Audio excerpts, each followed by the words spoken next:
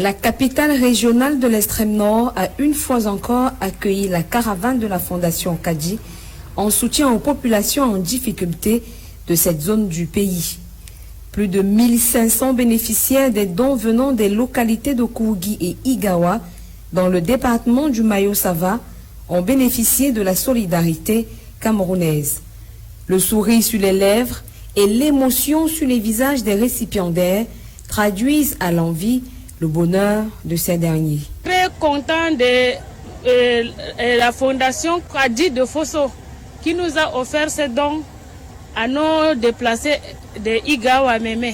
Vraiment, nous remercions beaucoup la fondation. Les 135 familles présentes ont chacune reçu des sacs de farine de 50 kg, des sacs de riz de 25 kg, des sacs de sucre, des cartons d'huile, des cartons de sardines, des paquets de spaghettis, des bassines, des boissons gazeuses spéciales et de l'eau minérale, toutes denrées nécessaires constituant un apport supplémentaire à leur vie de tous les jours. Nous remercions la Fondation d'avoir nous aidé à nous donner beaucoup de choses. Le farine, le sucre, le riz, le jus, le bassin et l'eau. La cérémonie a eu lieu en présence des autorités administratives de la zone qui n'ont pas manqué de louer l'initiative. À point nommé, puisque nos populations qui sont en détresse ont bien voulu, elles ont attendu ce genre de geste à l'endroit des âmes de bonne volonté. Donc nous remercions infiniment la Fondation Kadji de Fosso pour ce geste de générosité. Et nous prions aussi d'autres âmes de bonne volonté à l'effet de copier l'exemple de cette fondation pour l'amélioration des conditions de vie de nos populations. Au terme de la cérémonie, c'est dans des bus affrétés par le groupe que les récipiendaires ont regagné leurs différents domiciles avec le sourire aux lèvres. Mais il est dit que donner du poisson à un individu ne suffit pas. Il est tout aussi important de lui apprendre à pêcher. Et c'est dans cette optique que la caravane a marqué un arrêt dans la région du Mungo pour une rencontre avec les personnes en difficulté des régions du nord-ouest et du sud-ouest, propriétaires de petits commerces dans leur nouvelle région d'habitation ou alors désireuses de se lancer dans le petit entrepreneuriat. I want to thank the Kadji Fosso Foundation for what they have given me. I really appreciate. I pray that next time that you people will be coming, I will make better investment with this money, and you people will even see the good work that I've done with the money. I appreciate. Thanks you so much. I want to thank Kadji for the help with the one can help me. Where I come for years, maybe they can go school. The one can give me a big package. I manage to make more business for picking them. So I thank them plenty. I may God bless. The place of the package for God, may God abundant blessings. Chacun des récipiendaires a bénéficié d'une somme minimale de 100 000 francs CFA pour le développement de leur activité.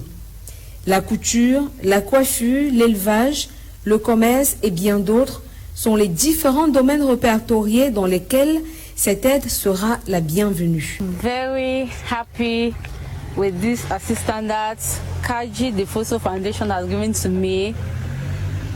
I am filled with joy.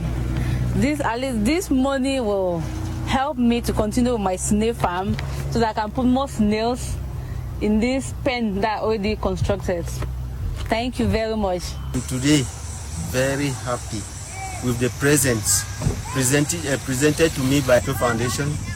I am very delighted, and I believe and I will do what with the parcel they have given me. I will improve my life upon it. Dans le même temps, et ce depuis 4 mois, le groupe Kadji continue de distribuer de l'eau potable aux populations des différents quartiers de la ville de Douala. Cette initiative, toujours très bien accueillie par les habitants, permet de lutter contre les maladies hydriques. Cette campagne de solidarité qui a commencé depuis le mois de janvier en ce qui concerne l'année 2021, mais qui est au cœur depuis de nombreuses années des actions sociales du groupe Kadji, a déjà touché plus de 10 000 personnes et fait le tour des régions du nord-ouest, du sud-ouest, de l'est, du centre, du littoral et de l'extrême nord. Elle continuera son œuvre en augmentant les moyens mis à disposition et surtout l'échelle géographique de couverture pour essayer d'apporter du réconfort aux populations qui, comme nous le savons tous, constituent le patrimoine le plus important de notre pays. Good evening, televiewers. You're welcome to another edition of Prime on My Media Prime. This evening, we are going to be looking at political parties in our nation, asking whether we have reasons to have more than 300 political parties in this nation. What good is it for Cameroon to have these numbers of party? Is it time for us to have a reflection on the need to if possible, reduce or dissolve some of them so that we have a meaningful number that could actually affect change in the interest of Cameroonians. If time permits, we may have to revisit the visit to GICAM of the Prime Minister to Douala, trying to canvass for support in favor of the reconstruction efforts of the southwest and northwest regions. Is it possible, given the stakes, the situation as they occur out there in the troubled southwest and northwest regions? We are discussing this with panelists who are already seated in the studio. Dr. Ngwanyam is in the house. He is a politician. He is a seasoned educationist. He's also a member of the civil society and a social entrepreneur. Good evening. Welcome. Good evening, ladies and gentlemen. We are laughing because there was something going in the background.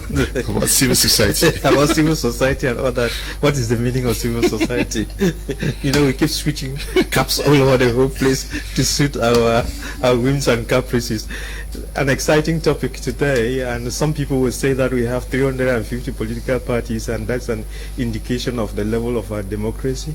Some people will think that is democracy gone off the rails, but if you ask my opinion, we have to do something differently. Thank you. Okay, we are also in the company of Ambe, Apostle Ambe Valentine Ngwa. We're glad to have you. He's a consultant with us out here. Good evening, welcome. Good evening, my co-panelists. Good evening, Cameroonians and viewers of Prime Hour. It's another day again for us to talk our nation, Cameroon. Always a joy and a pleasure to teach Cameroonians what is happening within Cameroon. Okay, we are also in the company of Melingi Desiré, who is representing the PCRN movement out here with us. Good evening, welcome. Bonsoir. Bonsoir à vos millions de téléspectateurs. Ça va? Très bien. Okay, we are also in the company of out there in the United States of America, Ndifor Richard. Good evening and welcome. How are you doing today? I'm doing great, Leonard. Thanks for having me again. Seemingly, you are celebrating the African Day today. Are you getting me? Are you celebrating the African Day today? Oh yeah, yes, Leonard. I had to come out as African today. Yes.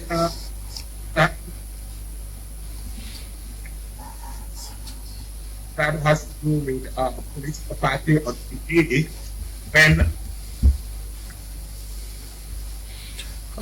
we have problems with sound there. Okay. now. Mr. Ndifor, we are going to be coming back to you. We are also in the company of Mr. Brice Djokalo.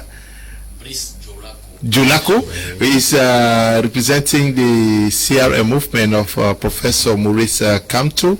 Not very easy moments for you people. Bonsoir et bienvenue. Bonsoir mon frère Léonard.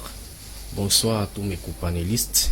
Je voudrais dire bonsoir particulièrement à notre co-panéliste qui est de l'autre côté outre-Atlantique. Je suis content de le revoir une fois de plus, déjà sur le même plateau. Je voudrais également dire bonsoir à tous les militants du MRC qui sont du côté de Ngwanyam, qui sont du côté d'Ntui, là c'est dans la région du centre, qui sont également du côté de Douala 3e, c'est ici dans la région du littoral. Une fois de plus, bonsoir à vous et merci de nous avoir invités. Okay, we're also in the company of Emmanuel and Ndiwum. Good evening and welcome, Emmanuel.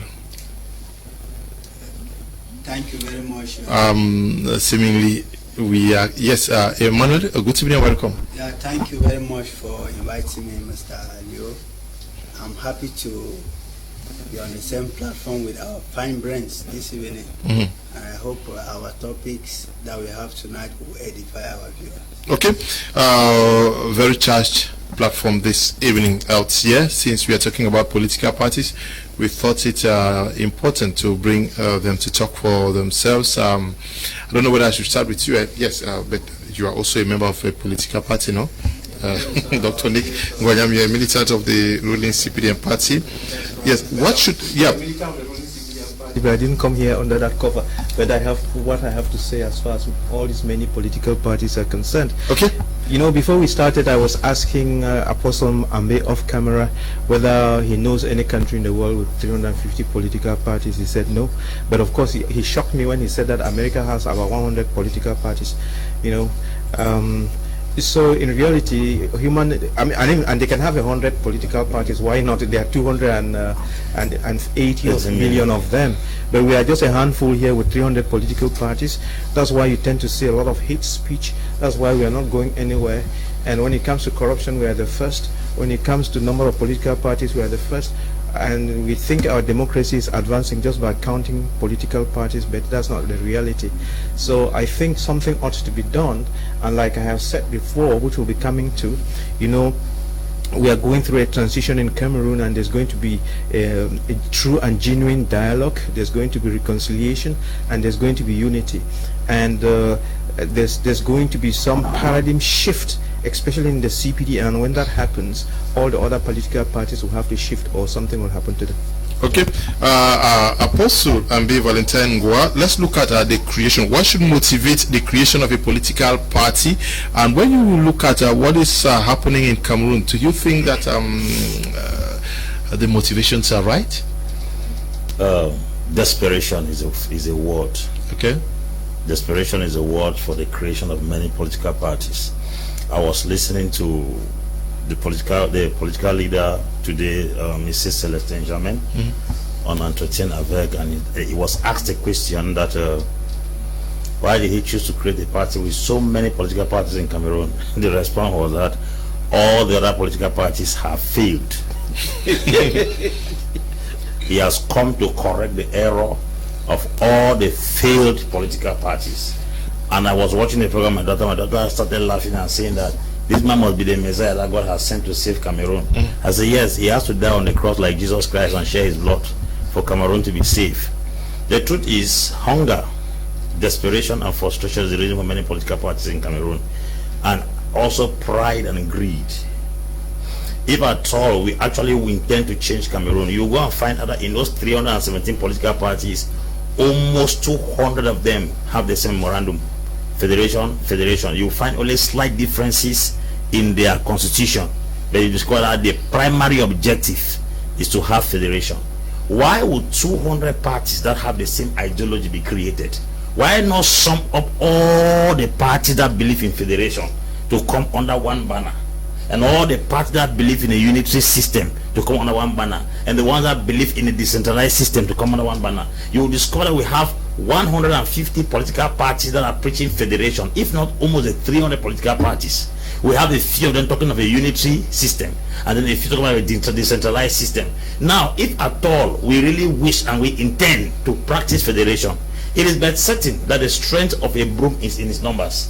Why don't we rally behind a particular individual and give him all the push needed? We are creating these political parties because some of us, out of frustration in other parties, we didn't find what we were looking for. We decided to create parties that will give us at least a constituency or a municipality, so we eat our own share of the national cake at the expense of the entire masses. If these parties were created to solve pertinent problems in the country, then there will not be many.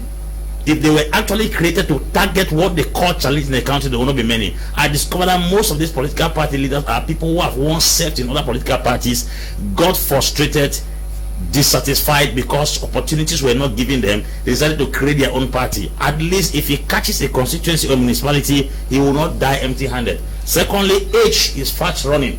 They have spent their years in politics and they have not gotten anything. So it is important for me to look for a means.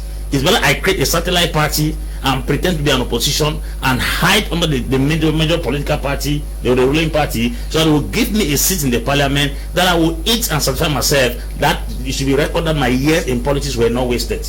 So those are some of the things I realized, that greed, desperation, frustration are reasons why these political parties are created. None of them are created to actually carry out a change in the country.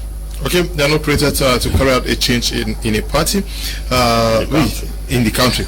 Yeah, est-ce qu'on peut vraiment comprendre pourquoi il y a plus de 317 partis au Cameroun? Est-ce que ça peut s'y comprendre quand même? Non, à mon avis, je pense pas. Ok. À mon avis, je ne pense pas. Je ne pense pas, d'autant plus que le fait d'avoir plusieurs partis politiques au Cameroun est de nature à diviser l'opposition.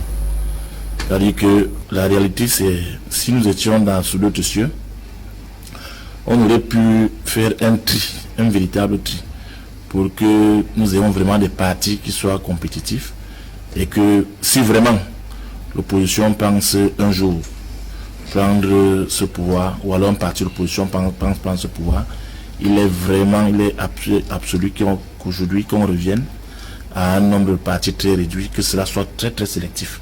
Parce qu'on ne peut pas comprendre, c'est-à-dire que déjà hier, on était à plus de 200 qu'on créait déjà. Aujourd'hui, qu'on en soit à plus de 300. Mais il y a des partis politiques qui ne servent à rien.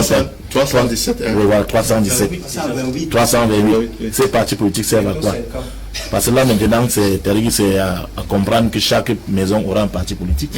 Ou alors, c'est-à-dire que le père va voter, la maman, ainsi de suite. Or, c'est-à-dire qu'un parti politique a quel objectif? Le parti politique a pour objectif conquérir le pouvoir et puis servir le peuple. Mais à la lueur des choses, pour ma part, je pense que c'est vraiment une manière de nous disloquer et puis laisser passer les choses comme elles sont. Maintenant, quand vous regardez ces partis politiques-là, est-ce qu'ils sont là pour servir le peuple camerounais? Qu'est-ce qu'ils ont déjà apporté depuis cette prolifération de ces partis? Est-ce que ça a vraiment changé la vie des Camerounais? D'abord, mon frère Léonard, je voudrais d'abord qu'on analyse la situation de façon très méthodique. Ok. Et une grille d'analyse de cette situation réside d'abord au niveau des causes. Pourquoi autant de partis politiques? Lorsque nous constatons l'univers politique au Cameroun, d'abord à la veille des années 90, ensuite après l'année 97, et enfin en 2010, je ne parle même pas de 2018. Vous allez voir dans l'ordre chronologique qu'au fur et à mesure que l'opposition, puisque je suis de l'opposition, que l'opposition a essayé d'enraciner, ou alors du moins de prendre de l'ancrage, donc de s'insérer dans la société politique camerounaise, le parti d'en face, du moins le parti qui nous gouverne, à savoir le RDPC, a développé ce que moi j'appelle de mon côté le vampirisme politique. En fait, le vampirisme politique, ce que j'appelle, c'est quoi? C'est le fait de s'ingérer, d'infiltrer un parti de l'opposition et de l'éclater en morceaux. Ça, d'une part, c'est l'une des causes à analyser de très près. Maintenant, une autre grille d'analyse, c'est le fait, évidemment, qu'il y ait des frustrations dans certains partis politiques, des courants. Il y a plusieurs partis politiques, que ce soit même de l'opposition, ou alors même du pouvoir aujourd'hui, qui montrent des sons discordants. C'est-à-dire, même le leader prend une décision, mais ceux qui sont chargés de respecter la discipline du parti décident de faire autrement. Alors, cette frustration-là, au sein des partis politiques, amène les uns et les autres, du moins ceux qui veulent s'affirmer dans l'univers politique, de créer les leurs. Je ne sais pas si on se comprend un peu. Ça, c'est une autre grille d'analyse. Maintenant, une autre. Il peut y avoir que pendant les échéances électorales, pour prendre le cas de 2019, que certaines personnes ne soient pas en courant avec les idées du parti, ou alors du moins avaient les aspirations du parti, par conséquent sont frustrés du fait que peut-être un parti n'est pas allé à l'élection et décide également de faire son chemin. Vous voyez que les causes de la multiplicité des partis politiques sont diverses. Mais néanmoins, pour répondre maintenant à votre question, est-ce que ces partis-là sont là réellement pour servir le peuple camerounais? Moi, je dirais tout simplement que d'abord, c'est de bonne guerre pour la démocratie. Il n'est plus question aujourd'hui de dire, par exemple, qu'il faille faire un tri des partis politiques. Je me pose la question, sur quels critères est-ce qu'on va trier les partis politiques? Ou alors, du moins, est-ce qu'on va classer les partis politiques? Mais je dirais tout simplement, pour répondre à votre question, que toutes les partis politiques ne sont pas là pour servir les intérêts de la population. Il faut avoir le courage de le dire. Parce que parmi ces partis-là, d'aucuns créent dans le but de partager, de participer également à la table du partage du gâteau. Okay. Ce qu'ils appellent le partage du gâteau. C'est-à-dire quoi, monsieur Leonard?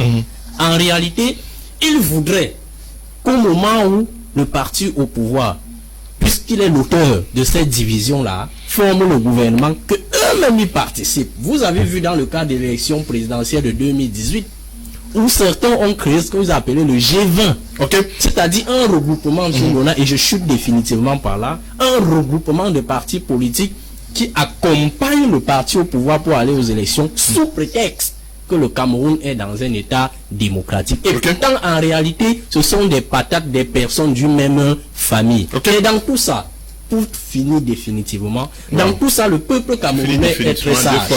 Le peuple camerounais est très sage dans tout ça, parce que malgré tout, une multiplié 328 partis politiques. En 2018, le peuple camerounais s'est quand même prononcé, a vu qui était sérieux parmi ceux qui sont là, a quand même porté le choix sur le professeur Maurice Kamto, puisqu'il a gagné les élections. Ça veut dire qu'on peut avoir même 2000, 3000, 5000 partis politiques, mais au moment où il va falloir que le peuple décide, il va choisir une personne qui est capable de porter Mr.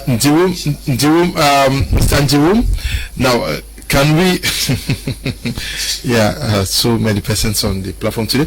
Now can you today say that Cameroonians have benefited from the existence of these political parties in Cameroon? Do we really need them? Well, to dive into, are they giving hope to Cameroonians also? No, I'm of the opinion that as of now we don't have political parties in Cameroon. You see, we have groups of associations. We have associations. As of now, we don't yet have political parties. You see, but before I come to your question, if I were to touch on the point itself, on the topic itself, who authorizes the creation of these political parties? Who should dissolve these political parties? What have been the benefit of these political parties? We are going to come to that. Okay, no, is the question you asked me, that am I sure that these political parties have had any impact on the Cameroonians? And I will be very succinct with you to say that the people who are going into politics in Cameroon have had personal gains, which has had nothing to do with Cameroon as a nation. And I want to tell you that what is done in Cameroon as of now is gossip, politics. It's not politics. As of now, I still stand for the because if I come back to what I said, who authorizes the creation of a political party? It is of course the government in place by a minister who is in that government, who is a politician.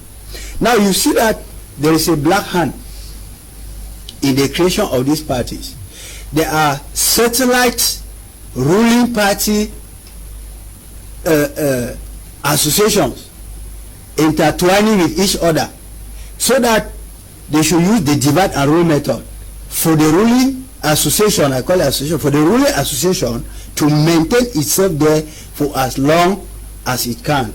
Because it would have been very, you know that during election, the ruling association has all the means, the financial means, the military means, all resources are at their disposal. But the feeble opposition associations, as I call them, they don't have the means. So they will only come out crying, like my friend said here, that his leader won. Anyway, I don't know the apparatus that they used to know that they won, but he's a politician. I am not a politician. But as of now, politics is what has put Cameroon where we are today. Wrong politics. So we are yet to go into real politics. That is why I can be tempted to agree with Dr. Nick that when the time for real politics will come, and when the real politicians will get to the rostrum, and the real politics is being done, the face of Cameroon politically will change. Okay, we change. Ndifor Richard, you are reading of the political scene in Cameroon. We know that the SDF is one of the pioneers in the field.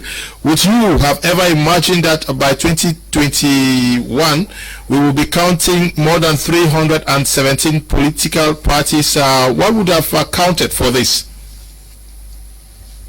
Thank you, Leonard. You will realize that even in the early 90s, we had already hit the 200 and something scale of number of political parties in Cameroon. We were already following that trajectory right when the political parties were formed. You realize that when the SDF was created in 1990, the strategy that the regime in place had to use to weaken the SDF was to create as many political parties as possible. Now, coming to the question as to why there are so many political parties in Cameroon, first of all, we realize that the political scene has been invaded by business people, political business people who want to do business in politics.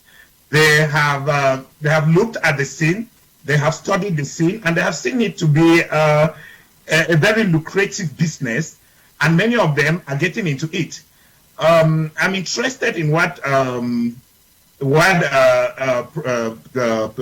Apostle Ambe said about the issue of federalism and how so many political parties are holding the view of federalism. I would rather say that these different politicians have different perspectives, they have different goals, they have different objectives for why they are forming these different political parties. And so that makes it very difficult for you to question why they cannot come under the same umbrella. That is because their goals are different. They might put it in their platform or whatever that they want federalism, but their real objectives are different. They have something else they are looking up to. For example, you find people who will say that they are in the opposition, and then you start questioning why you'll be in the opposition and then you are a minister in the government. You start questioning why somebody will say that he has left the opposition or left an opposition party, and then he goes and create another opposition party that have the same philosophy, the same political agenda like the one he left. And so all of this boils to the fact that there are selfish intentions behind this. And even some of this, I hear the guy of the MRC over there in the studio trying to justify that saying that it is because of greed that some people are forming opposition parties. And I want to question whether it was greed that caused Kamto to form the party, because by the time Kamto formed the MRC party, there were already close to 300 political parties in Cameroon. There are a variety of reasons, but what I would like to look at too, Leonard, is to ask the question, why this fragmentation? The reason why we have this fragmentation is, one, because Cameroonians themselves are not politically educated. Because if they were politically educated, what they will do is that what you notice is that in other modern democracies, other advanced democracies like here in the United States, we don't have two political parties. Many of us see it as two political parties because those are the two political parties we know. There are close to 100 or even more political parties in the United States. But here is the thing. The electorate are so educated that they know what they are looking for. They know that there are two broad philosophies, the conservatives and the liberals. And they chose whether they are joining the conservatives or they are joining the liberals. And what they look at is, if this is another political party that is coming up, the ideas of this political party ties with that of the Liberal. There is no sense for me to go and join this other political party. And that comes back to the point that Cameroonians themselves are encouraging the formation of so many political parties, because once a party is founded, people dive into it, not because they are following a policy, not because of anything concrete that the political party is offering, but just because they see an opportunity in that particular political party. So it is a whole complex mix that we have to look at the whole thing in a holistic manner. Dr. Nick Ngwanyam, who is to blame for what we are living today? Is it the government that has not put speed brakes on the way of the creation of these parties, or the Cameroonians themselves, who many of us say they are becoming business people now? Is it a greed in Cameroonians, or the population itself that encourages all of this? In fact, it's a mind-boggling question, and to answer it, you need to step out a little bit. When you step out, then you can begin to see why it's the way it is. And the cacophony that you are noticing with the political parties is the same cacophony that you notice in every sector that you choose in Cameroon. Okay. Yeah, it's the same thing, and it is the search for bread. Okay, it's the search for bread. It's the search for meaning. It's a search for the search for recognition. And you would have noticed that you are in the quartier with someone, and then a political party takes him and throws him and gives him the colors of an honorable, and then everything seems to change for him.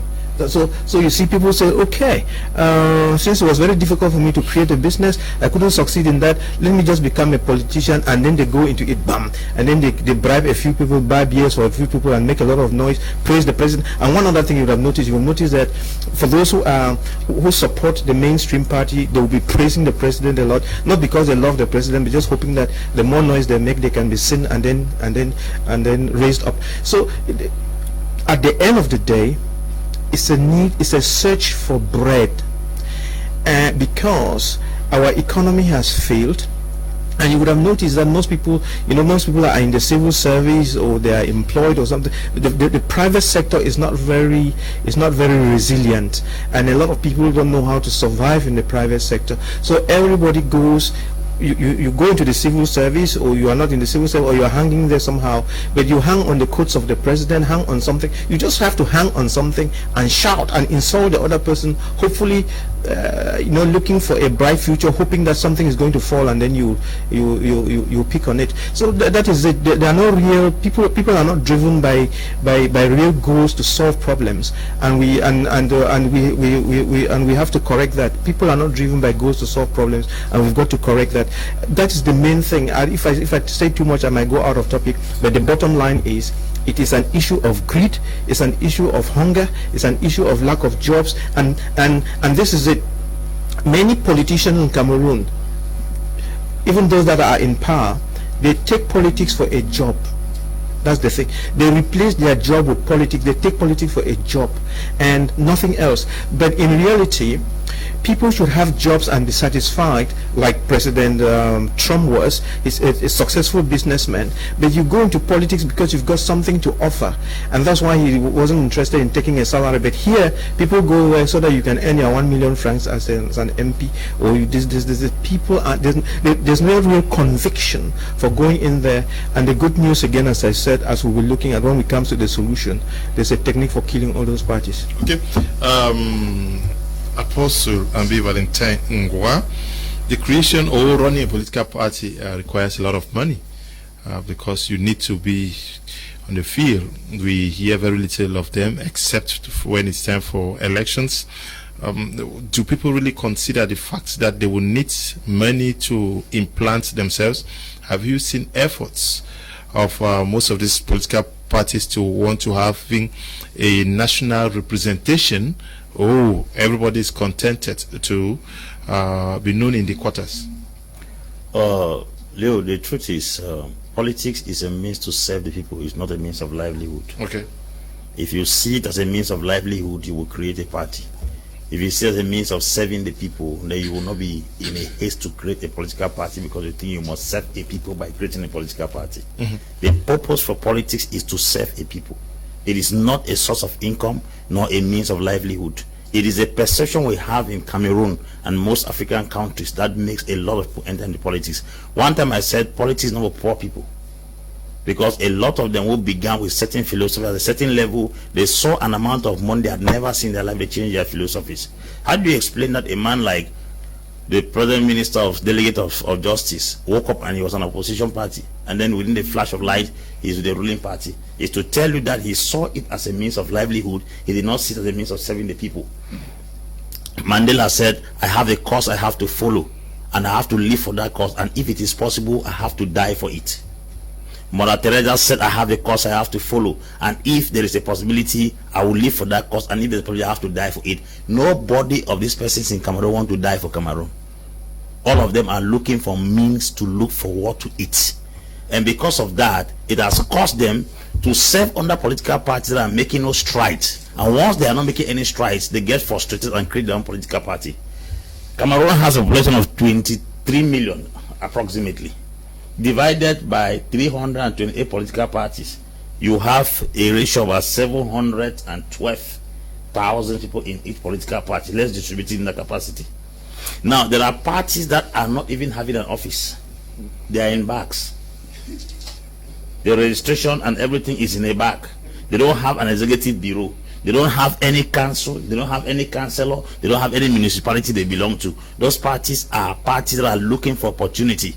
As a matter of fact, if they are given the chance to rule this country, they will do worse than a ruling party in question. The next thing is this: to run a campaign, there is this notion that before you run a campaign, they will give you the sum at least 30 million. They are looking for that grow low to run campaign, which they will never run any campaign. In case that money enters their house, some of them will build their houses. How do you explain that a parliamentarian is even elected, they are giving money for parliamentary grants? He's using to build his house, which means he saw the parliamentary office as a means to construct his house, not to serve the people. So from the parties that have come up, how do you run an election? They used to say CPDM has rigged elections. I have gone down and studied how CPDM operates. As I'm talking to you right now, they are doing rallying of people. They are registering people. They have the money to sponsor delegates to all nooks and crannies, to Ngolemenduka, to Nolinga, to Yokaduma, where some political parties do not even have money to send delegates in those places. How do you expect a party that is represented lonely in a particular but that's the question. That's what I'm talking here. That's what I'm talking here. You want to take part, but you are represented only in a quarter like Bonaberi. That's funny. Now, if places like that kind of Mora, Kuseri, Mayodanai, those far areas, like CPDM has delegates through their SDOs and their DOs to represent their party there. Now, who is voting for who there? A single party in that place automatically is the winner.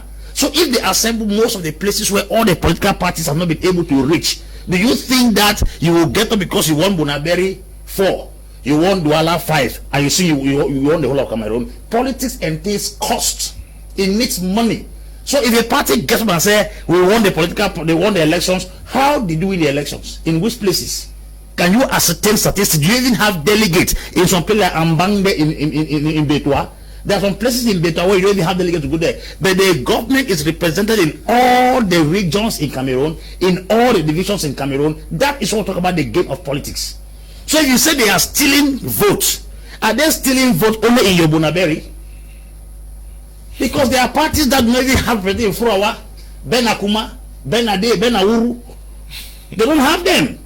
They don't have parties, they don't have representatives that in the borders between Cameroon, Nigeria, and Taraba there. They don't have them. But the party in question, the ruling party, has DOs, mayors in all those places. So let's talk about presidential election to calculate the cost. Now, a man that has not rented an office to run a party, can he sponsor an election?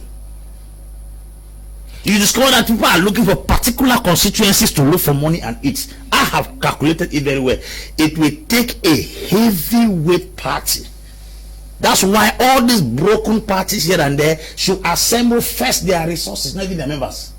to run elections. They need resources to run elections. You don't come with a little party that is around the Torah and they want to sponsor election over 10 regions in the country. It's not possible. So if 328 parties, if 300 can gather with their resources first, because to run an election is money. Yeah, we are not talking election. We are talking of implanting themselves. Where is the money to implant themselves?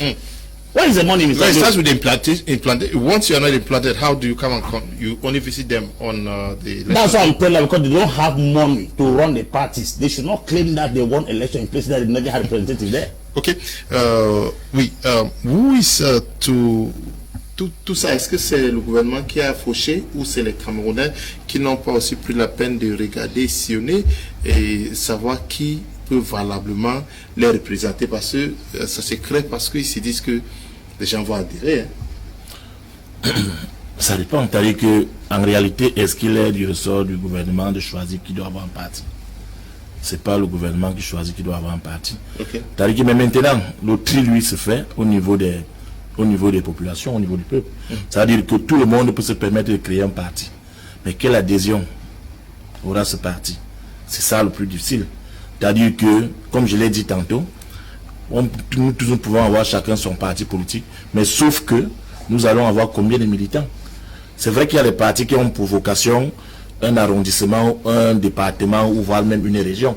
Ça veut dire que ceux-là n'ont aucun, c'est-à-dire qu'aucun, quand dans leur manière de voir, c'est-à-dire qu'ils n'ont aucun souci d'une manière territoriale, ils n'ont aucun souci de gagner tout ce qu'il y a comme arrondissement, bref, ne veulent pas prendre la nationale. C'est-à-dire qu'ils se limitent juste au niveau soit de l'arrondissement, soit du département, et nous avons ce type de parti que je ne voudrais pas bien citer ici. C'est-à-dire qui gagnent même très souvent les élections dans leur bastion. Non, il y a l'UDC qui ne gagne que dans le monde. Voilà, il y a l'UMS. Oui. Il y a aussi l'UMS. Oui, à Bafang. Voilà, à Bafang. Donc, il y a ce type de parti-là. C'est-à-dire que eux, ils sont là, comme quelqu'un l'a dit tantôt. Bon, je sais pas, je peux pas leur coller cette étiquette. Ou ils sont là pour des businessmen. Ou c'est-à-dire qu'ils sont sûrs que lorsque c'est une élection locale qui arrive, surtout la mairie, moi, je vais la gagner. Parce que ceux qui sont là me connaissent et je peux faire l'affaire. Mais maintenant, lorsqu'il advient donc une élection présidentielle qui doit normalement impacter tout le pays, ces partis en réalité ne nous servent à rien. Ils ne nous servent à rien. S'ils ne servent à rien, pourquoi est-ce qu'ils hésitent? On voit des présidents qui se déplacent dans la nation, mais rarement non, justement, ce type de président ne se déplace même pas. C'est-à-dire où ils font semblant de se déplacer.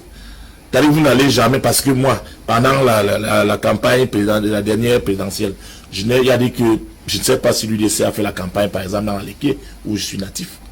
Je n'ai pas vu une campagne de telle. Ça veut dire qu'ils étaient quand même à la présidentielle, mais ils n'étaient pas intéressés par la présidentielle. Ça aussi, c'est la vérité. Donc, non, c'est ça qu'il est question. Ils veulent gagner ou ils n'ont pas fait campagne? Ils n'ont pas gagné là, ils n'ont pas fait campagne. Okay. C'est-à-dire qu'ils sont un parti départemental, ça ils le savent. C'est-à-dire que, mais maintenant, quand la présidentielle arrive, il faut quand même agiter ça et là, pour qu'on se dise que c'est un parti qui aspire à grand. Mais en réalité, oui, mais le Camerounais veut vraiment sentir les présidents des partis politiques. Vous êtes du PCRN. Moi, je suis du PCRN. Oui. Est-ce qu'on voit votre président Cabral Libi se déplacer dans des activités, des problèmes? Mais ça veut dire que la question n'est même pas posée. C'est-à-dire que si on pose ce type de questions, c'est-à-dire qu'il y a deux choses. Soit on n'est pas Camerounais ou on est de mauvaise foi. Parce que je pense quand même que le président Cabral Libi est celui-là qui a fait plusieurs fois le tour du Cameroun. C'est-à-dire qu'on l'a appelé le masterman nomade. C'est-à-dire qu'il n'était jamais sur place.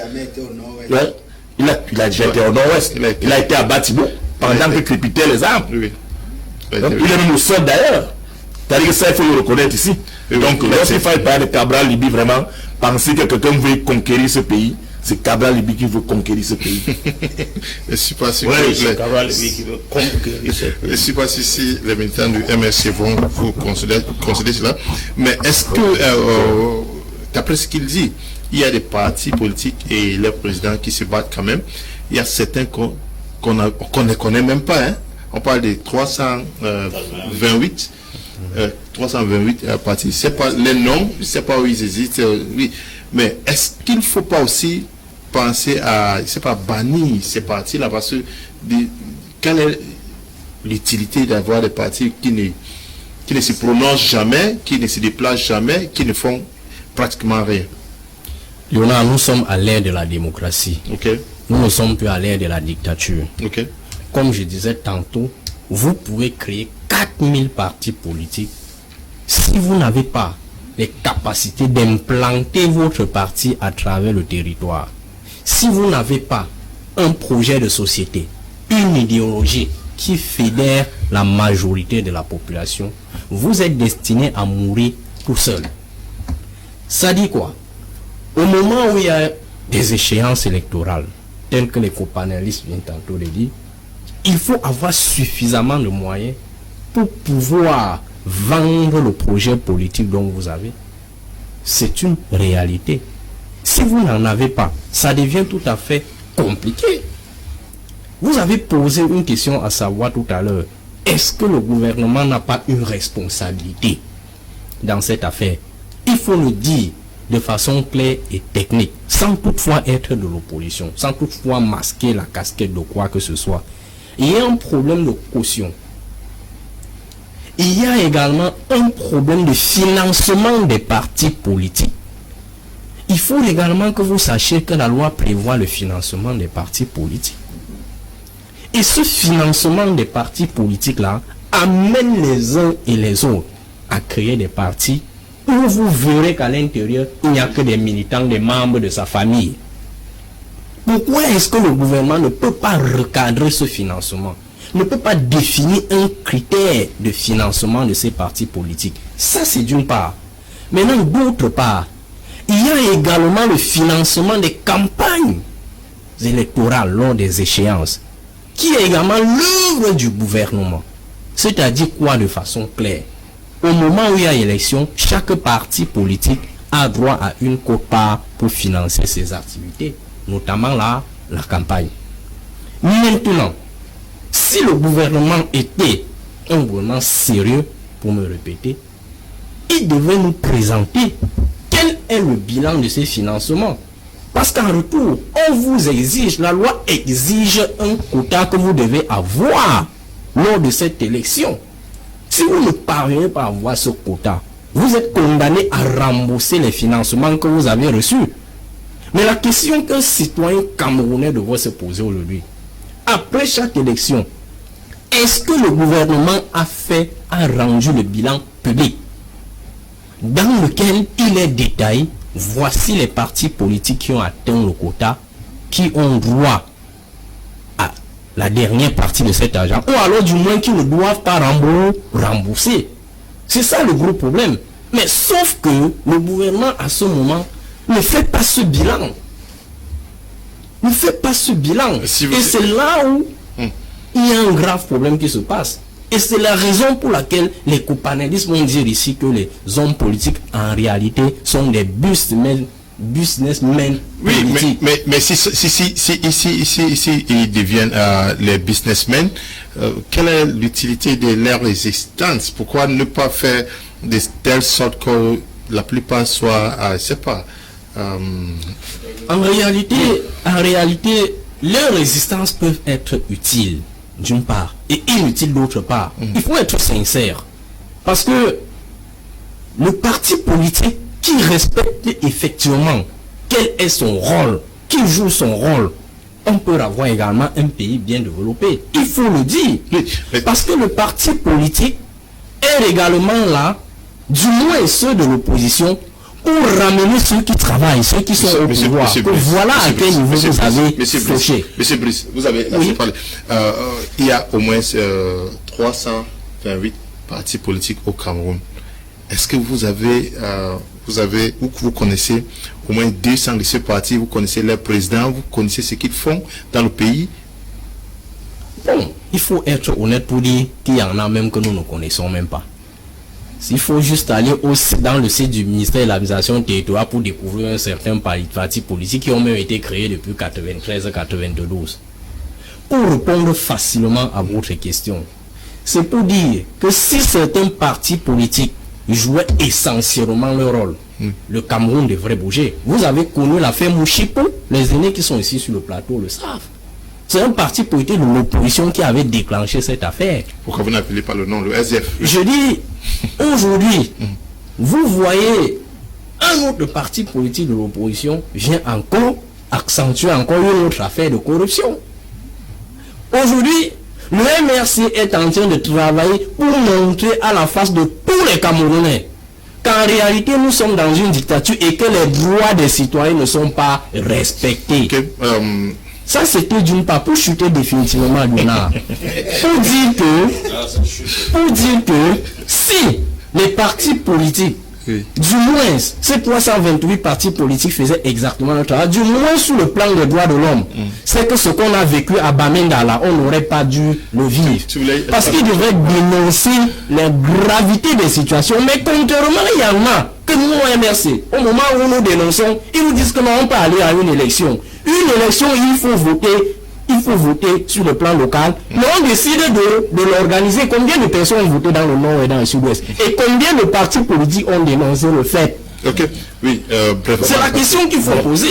Ce que moi je voulais dire à mon ami Cédric, c'est que parlant des partis de l'opposition et de la manière dont nous parlions tantôt, il faudrait quand même relever une chose. Lorsqu'un parti politique prend part à l'élection présidentielle, je crois qu'il y a une partie du financement qui arrive. La seconde partie est reversée après les élections, après les résultats. C'est selon, je crois, après 5% de réalisation. Et puis maintenant, il y a un nœud. Pour prendre part à une élection présidentielle, il y a quand même une caution de 30 millions. Et nous voyons comment beaucoup de partis ne peuvent pas s'offrir ces 30 millions.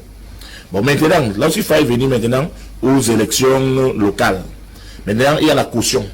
Les cautions aussi sont remboursables. C'est-à-dire qu'elles deviennent remboursables lorsqu'on a atteint un seuil. Ça veut dire que si on n'a pas atteint ce seuil-là, vous n'allez pas, ces cautions-là ne vous seront pas remboursées. Donc c'est ce que je voulais lui dire. Que le problème c'est non, c'est pas quand même un trop long. Mr. Emmanuel and Ndiwum, is there need for the government to put measures to regulate this creation? And the question I would want to ask from him is that if you have a political party that has been existing for the past 20-25 years and has never organized any activity, has never said a word, has done nothing, is there need for such a party to be existing? No, Mr. Leo, you are asking the answer as a question. You see, most of these parties, like Dr. Nick already took out the word I wanted to say, most of these people called politicians in Cameroon are hungry, frustrated men, failed businessmen, maybe people who have struggled to be out of Cameroon and they have come back with empty bags. And so there is no way and nowhere to place their feet deep on the ground. They see that the easiest way to find a fertile ground where you can easily steal something in Cameroon is to join politics. That explains why in Cameroon you have even ministers who are members of the failed attempted coup d'etat in 1984 who are members of the government because they succeeded in forming their parties.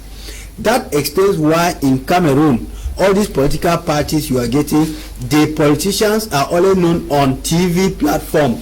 The people on the field do not know them. They only go, they borrow money from the Njangi houses, they pay newspaper stands to write about. Some of their names are only read on a newspaper stand. Nobody.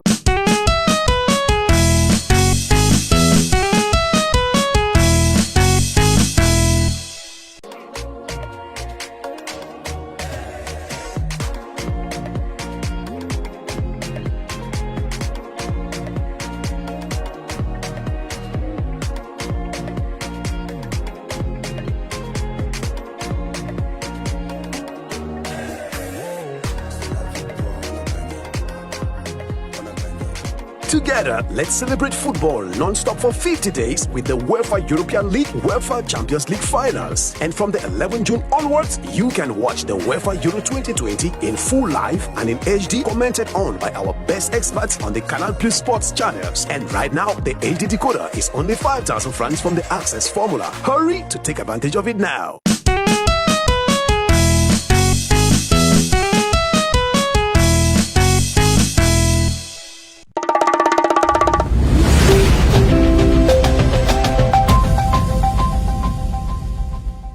in Cameroon, because they make people to know that politics in Cameroon is a job, it is a profession. So when you go there, you have some goodies to write home to your house. And the worst thing is that even their methods of doing the politics is so bad in such a way that I'm still asking Cameroonians, why have they not risen up to denounce these false prophets in the name of politics? You only see them on the eve of election. They come with savon, they come with rice, they come with Maggi. But after shaming them for some time, I saw it reduced drastically during 2018 election, because like the Cameroonians were really waiting with buckets of water to throw on these fellows who will come again with their cubes of Maggi and their bags of rice. So to me, my stance is very clear. Time is coming up for real politicians to take the stage in the politics of Cameroon, and then Cameroon will start doing politics, not beletics as they are doing now. Not beletics. And Ndifor, Richard, you are following us up. Do you think there is need to regulate the number of political parties that should exist in Cameroon? It is true. Almost everybody here is talking about a democracy. Brice says that in democracy we should allow anything to go. But don't you think that contextually we should start thinking about what suits our communities, our nations and continent? Yes, thank you so much, Leonard. It's not only about our continent; it's globally. Before I make my intervention, I would like to take great exception to the gentleman in the studio who is trying to claim like all the 300 political parties in Cameroon are all associations. As a matter of fact, I would have loved him to give us a definition of what a political party is supposed to be and what an association is, and then draw that line to tell us that there is no political party in Cameroon that meets the qualification or the criteria of being qualified as a political party. For me, I find that statement a sweeping statement, and unless he has to do a lot of explanation to explain the meaning of political parties and to tell us how he thinks that no political party out of the 300 or so political party do not meet those criteria. Having said that, I want us to say this, or to take this, some of one thing that we have not been focusing on, which is the fact that we have dwelled so much about on the reason why these parties are cropping up, and we have left one important factor, which is the regime in place. The regime in place is doing everything possible to make sure that they fragment the opposition, they make sure that the opposition becomes useless, so to speak, and they are not resting in doing so. They are still very, very determined to get to that point where the opposition will become so useless that we will want to opt for a single party system. That is why when we even talk about regulating these opposition parties, the government knows exactly what to do to stop this flow of opposition parties. For example, they could put criteria. They say for you to, just like they have criteria for creating NGOs, if they have such a strong strict criteria to create non-governmental organization, and then they have such a weak criteria to determine what constitutes a political party, then you can only deduce from this what their goal is. Because if you have, for you to create an NGO, you must have an office. You must have an established office to show that that organization exists. You must show the goals and objectives of your organization. What is your organization aim to do? But with political party, it suffices for me to put my name, and then I take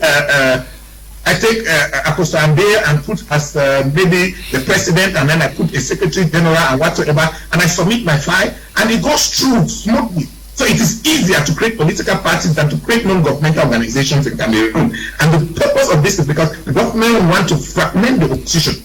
Also, nobody question the caliber of these people who come to create opposition. Nobody do even a background check on them. Just as you submit your file and they can determine that you are a Cameroonian, that is all. You're good to go. You can create your political party and whatsoever. The government even goes as far as to get into different political parties and determine which party is the chief, which person is the chairman of which party, as if that is the role of the minister to do. But all of this only tells us that this regime has a hand. And in fact, the biggest problem facing the opposition today is the regime in place. Apostle Ambe also made mention of the lack of resources. And then he's making mention of the fact that the CPDM has deals all over the national territory. That's a problem. That is a very serious problem. Deals as civil servants paid for by Cameroonian taxpayers' money. They're not supposed to be working for the CPDM. And therefore, something has to be done to ensure that laws, strict laws are put in place to ensure that any civil servant that is seen to be actively working for a particular political party should be dismissed from his position. That kind of a rule has to be put in place. Unfortunately, our civil service has been politicized, so politicized that unless you belong to the CPDM, you do not find yourself surviving in this system. So many people are trying to fit themselves. Many people are trying to, in a particular situation of being close to power. And so therefore, they come out, create their small political party with the hope that somehow the government can see them and corner them and give them something or put them in government or whatsoever. Others create this political party because they feel that they will make money out of campaign money and all of that. Some just create these political parties because they are so power hungry that they do not believe that they can create change if they are not the ones who are leading, who are at the forefront of that change.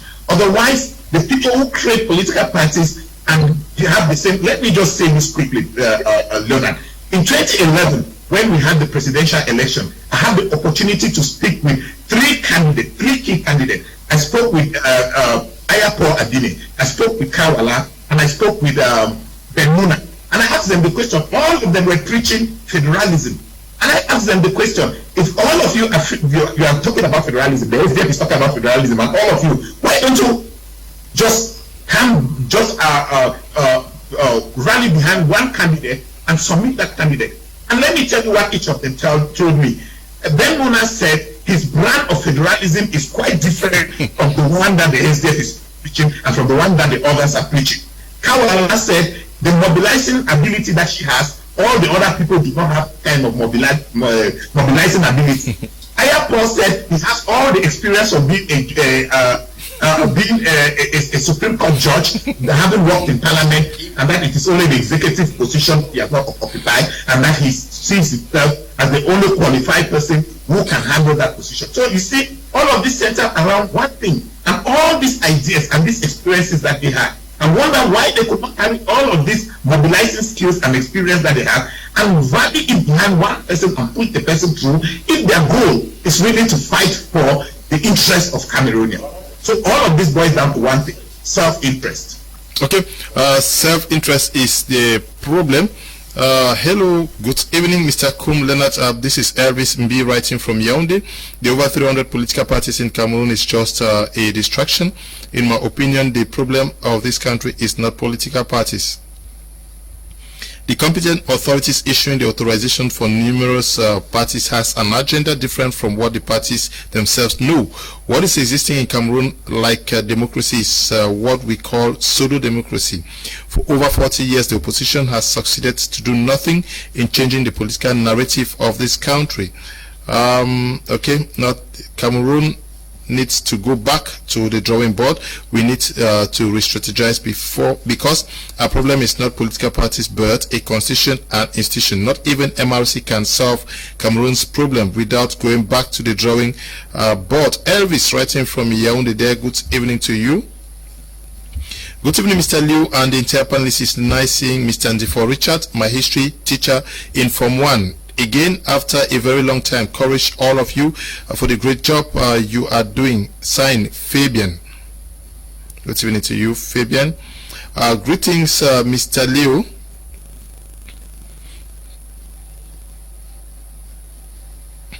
I wish to ask, what if there are criteria put in place after creating a party in Cameroon that a party must meet after some number of years, like having a certain number of regions office and having councils under their control, maybe their popularity which also be rated? Do you think we will have more than 10 active parties in Cameroon? For I hear you guys talk of 300 plus, but I know of just less than 10. James is writing from Mutengene.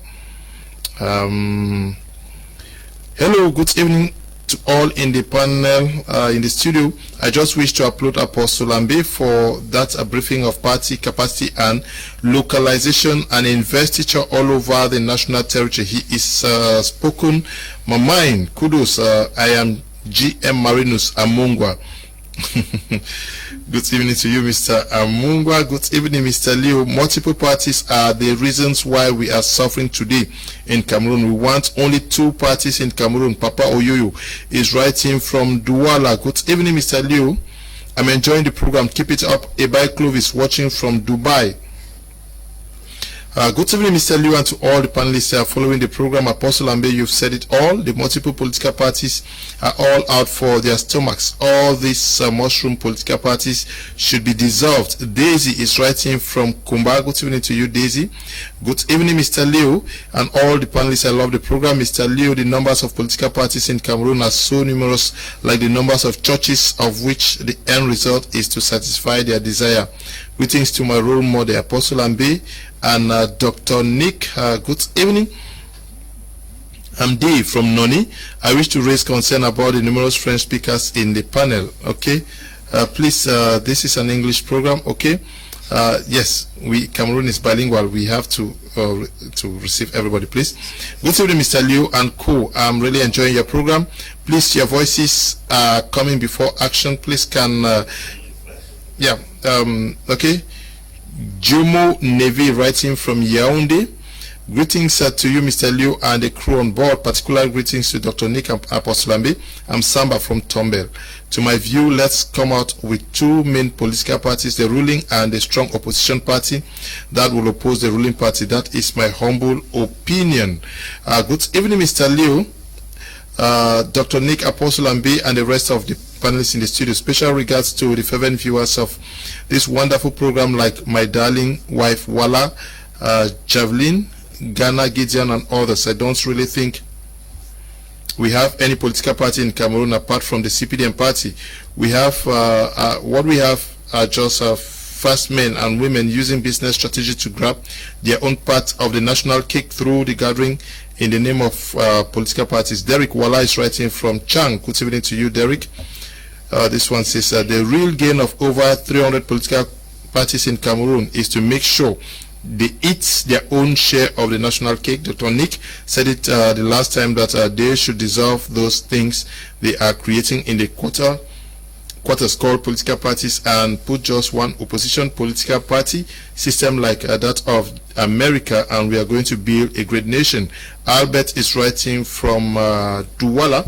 Now, Dr. Nick Ngwanyam, should parties themselves see the need to dissolve into 3, 4, 5, 6 parties? No, it's impossible. They cannot. Okay. No. If you give a whole century, they will not be able to do it. Okay. And I was listening to. I think Ndifor was saying that all this fragmentation is caused by the government, by the CPDM. Yes, in quotes, but nobody can come to your house and fragment you if you have character. You see, so you go into a house where people are quarreling over anything, and then you throw bones at them, and so on. They are running a helter-skelter. So if the CPDM is able to come into your house and fragment you, it's because your militants don't believe in you and they lack character. It's very simple. So that is not even an issue to be talking about.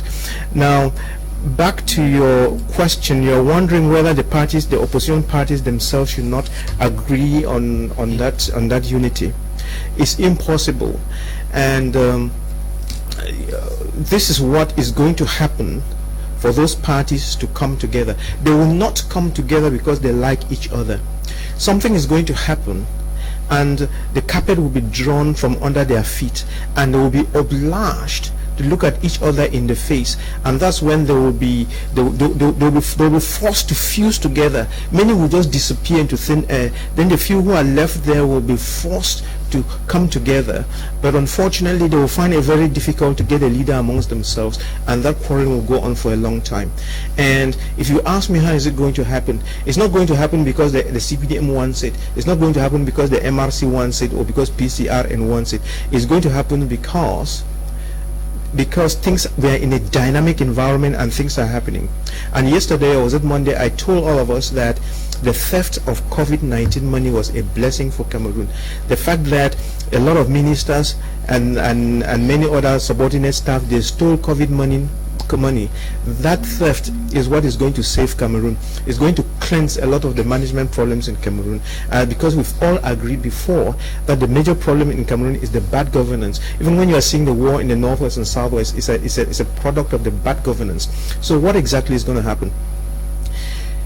Things are going to change. If 22 ministers are proven to have stolen money, 22 ministers will go to prison and money will be taken back from 22 ministers. Their houses will be sold, their family will be sold until all that money is recovered. Now, when that happens, you see, there were a lot of people who were making a lot of noise on the national stage. You saw a lot of professors and also making noise all over the whole place and so on. But with the theft of COVID money, you would have noticed that all of that noise has gone. People have disappeared, you know. And so what is going to happen is, because that thing happened, a lot of noisemakers who are positioning themselves will withdraw to the background, and a new set of CPDM are going to rise to the surface. What about the opposition? No, I'm giving you where it's going to start. The opposition cannot do it. The opposition, they have no capacity to do it. They have no capacity to help themselves, because if you're talking about the opposition, the real opposition was this SDF. Don't mind this. The MRC had just come the year, but you see, but when you see the SDF has been there since from time immemorial, and you see that even in the SDF, Ninche is boxing Oshi and Oshi is boxing Ninche, so they have their own little fight. So they have something that keeps them busy. When you go to the MRC, I'm mentioning the major parties because the major parties in Cameroon are CPDM number 1, SDF, MRC, and then a little bit of PCRN, and I don't know who else. Now, that's it. So, I was saying that it is the CPDM that's going to turn the key for change, and it's not the core CPDM people. The core CPDM people are the conservatives, because even when you say CPDM, it's a spectrum of ideas in there. You have some people who are called the progressive, whom people like Apostle Ambe don't believe that they exist. But you have those other core people, and it is mostly those core people who have stolen the COVID money. Now, when they're out of the way, you know, everybody will be trying to clean their face and show that we can do it better. And because of that, progressive ideas will come up. When the progressive ideas come up, then you begin to see good management. You begin to see accountability. You begin to see people talking to, you know, people being really responsible. Responsibility will come on stage. When that happens, a lot more is going to be said, which will push people into the progressive side. And this is what is going to happen. Even though I'm saying as a joke, SDF has some very good ideas. The MRC has some very good ideas. The PCRN has some very good ideas. What will happen is the CPDM, the progressive CPDM, will just go into the SDF and pick 2, 3, 4 best ideas that they have. Go to the MRC, pick those, go to the PCN, pick those, and make a basket of best ideas, best practices, and then execute them. Once you do that, you kill them. They have nothing to say, because up until now, all they do is to attack. Then go ahead and just solve those problems, and they have no local standing. Then the CPDM, not the CPDM, the progressive CPDM. It's not that the people will change. Saul became Paul, but it's the same person. It's just that it's the mindset change. Okay. So that is what is going to happen. When that happens, all the other political parties by virtue of that change of the paradigm shift, will have no local standard and cannot exist, and they will just die. And they will be forced now to come together and try to build a positive thing to run after the CPDM, but the CPDM will be running with the agenda. They will just be followers. Okay. Hi, Mr. Liu. I'm really enjoying the program. Encourage to you all, and a special appreciation to Mr. Ndiwum. Emmanuel, you are speaking our minds with wisdom. You are may God bless you, and others. Okay. Thank you very much writing out there from Bomenda. Good evening, Mr. Kum Leonard, and all the listeners of my Media Prime. I am Yasho Monzefutai, writing from no, I'm sure it's from Kumbo, but he's writing from Yaoundé. Good evening, Mr. Liu. They should better go back to a one-party system, because CPDM party is already ruling like the only party in Cameroon. Bruno is writing from Bamenda. Apostle Ambe, Valentine, Ngwa. The opposition parties in Cameroon are a disgrace to us, and they should be ashamed of their heterogeneous nature. They have over the years failed to come up with a formidable opponent for the ruling CPDM. They are so hungry and sick to use the status quo to their benefit. US has 2 presidential candidates after 4 years with a population of 300 million, but we have 24 or more presidential candidates in a country with 20 million people. They should just join forces together and stop fooling around. Apostle Ambe, Valentine, Ngwa, are we not also a victim of the nature, the many clans that exist in Cameroon, tribes, where some people see the possession of a political party as an ethnic clan? Some people say, okay, nous voulons aussi notre party, I must die with the UDC because it is our political party. Some people from a particular village will say, this is our party. Are we not a victim of that also? I'm sure we have the regionally based parties. I'm sure I mentioned that here the last time we spoke about this. The truth is, what we have in Cameroon more is tribal groups, not just political parties. Because if we do not go into election or enter into politics because of the betterment of a nation, we go because of ethnicity. We are definitely going to support people who come from our clan, even if they have nothing to offer. That is the reason why people will prefer somebody who is not getting the job done to stay, because this time it is our own that has come to power. When tribalism and ethnicity begin to influence politics in a country, even the best that comes from the minority cannot offer their services. Look, for instance, in Rwanda, it is Kagame who is ruling, but it comes from the minority, which are the Hutus. How do you explain that Ambe from the Oromo clan in Ethiopia, from the minority, is the one that is ruling? Because they have outgrown ethnicity and tribalism. They are looking for he that can get the job done, not him that comes from the same community with us. But if you look at it critically in Cameroon, geopolitically speaking, you will discover that most of these guys have their support from their native land. Practically, if you want to go to Nyong Ekele, is Cabral. If there are 2,000 militants in PCRN, 1,500 should be from Nyong Ekele, Nyong Esu, Sanaga Maritime. If you go to Campus Party, even though to everyone is an exception, you will find people from Baham, Batie, Bafusam, which means it is an ethnic group. So we should just stop calling them political party.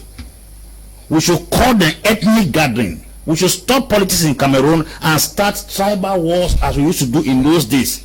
The person that fights with bullets and win, the person should become the president. Because if we are talking about political party, the only party that came to this country that turned the entire 10 regions where we saw Muslims, people from the western region, from littoral region, greatly involved is the SDF. It's the SDF where we saw people from the north, people from the west, people from the south, even people from the center province. There were places SDF won elections in Yaoundé in the 90s. It's to tell you SDF's president was everywhere in the nation. But today, I can guarantee you now, if you go, even the SDF itself has gone to a position whereby it looks like it's a Northwest party now. That's the truth. We have to be sincere. That's the reason why it is very, very complicated to win the party in question. The second thing I have to speak here is the strategy of the party in power. When a party that is ruling appoints the first opposition political party, according to standard now, it is a UNDP that is considered the first opposition party with 16 seats in the parliament and many councils. That same party's minister, that same party's chairman is a minister in the government that he's standing against. Issa Shirobakari has a political party against the state. He is a minister in that same government where he is standing against. When the opposition is appointed by the ruling party, what kind of opposition is that? Jean Didier Momo, which we know, is an opposition party, yet he is appointed a minister in the same state. So I want to tell people that the CPDM is intelligent. Please, we are begging them to use our intelligent. Develop Faro Ebio, Mayo Banyo, Kusiri, Ngolemenduka, Ja Elobo, Manfe Bamenda, not using this intelligence to hit the head of people and hold grip in power when the nation is not going anywhere. May they acquire a positive wisdom that can develop the country, because their scheme of oppression in politics is higher than all these political parties who are dancing by a here and there. The way they operate, they are very, very skillful. The Bible calls them schemers. They know how to play the game. They have so much hit the head of political parties to the extent newly 11 political parties were created. I am doubting the names of some of those parties. Parties that do not have any particular location. So if you want to go and ascertain, you discover that we have these two major challenges. The wisdom of the party in power, how it manipulates the other political parties. When they discover that you are coming as a threat to their existence, they will just catch you, give you a ministerial responsibility, and silence you. You are not changing party. You are still maintaining the name of the party, but your ideology changes. How do you explain that in a country, the number one opposition party's chairman is a minister appointed in that same government? We have to be sincere now. So let us consider the fact that we have CPDM in different names who are standing as opposition. Just like I can be an accountant, a pastor, an agriculturalist. When I go to where my farms are, they call me agriculturalist. When I go to the bank, they call me accountant. When I go to church, they call me pastor. I'm the same person representing many things. So okay. I admire the faith of Dr. Nick. I pray his wisdom comes true, though prophecy on Cameroon's always backfires. Derek Walla writing there. Good evening to you all. I'm called Danielita. The program is interesting. I'm enjoying it. Good evening to you, Danielita. Good evening, Mbappe from Tombel. I think the political parties should emerge as one, because if they emerge together as one, it will be stronger against the CPDM. Good evening, Mr. Leo. You always have good programs to educate Cameroonians and the world. Any CPDM politician that is not speaking the truth is destroying his or her political career. Chin Clinton, Ekanyo Berinui, writing from Douala. Good evening, Mr. Leo, watching from Yaoundé. The politics in Cameroon is pregnant, and I just believe the many political parties are just working for the main party, which is the CPDM. Patience, writing there. Good evening to you, Patience. Mr. Leo, I agree with Apostle Ambe. Good evening. Thank you. Don't know what you agree with him. Good evening, sir. Please let's stop this issue of multipartism and come under one party system, CPDM, and form a kind of conservative group and liberal group. Under CPDM, I think with this we will realize opposition under the same roof. For example, Dr. Nick is a liberal CPDM.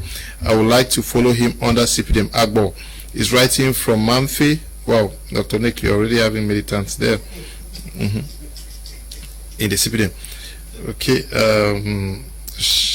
non, est-ce que il n'est pas aussi si les partis ne doivent pas se dissoudre, je ne sais pas, est-ce que 2025 il y aura les élections présidentielles, hein? Oui. Est-ce qu'il n'est pas temps aussi de donner l'espoir aux Camerounais qu'il est possible de voir l'opposition travailler dans une même plateforme, en commençant déjà à travailler ensemble maintenant? Je crois que l'actualité parle de tout ce dont vous êtes en train d'évoquer.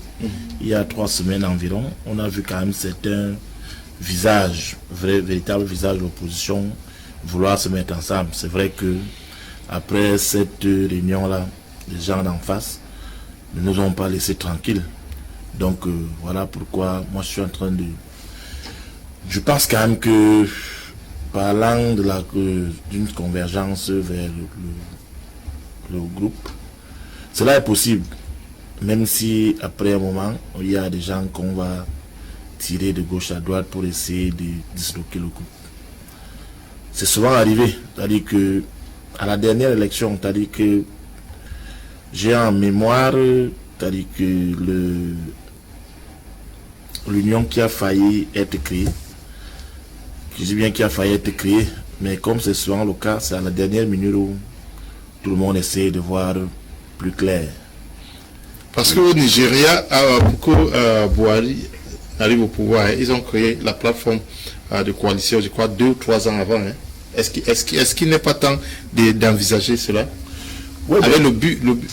Oui, mais vous savez, c'est comme l'a dit mon frère Cédric, ça c'est ce qu'attendent tous les Camerounais. Oui. C'est-à-dire que voir toute l'opposition réunie et maintenant essayer de travailler la main dans la main, et surtout que ça nécessite qu'il y ait une certaine honnêteté.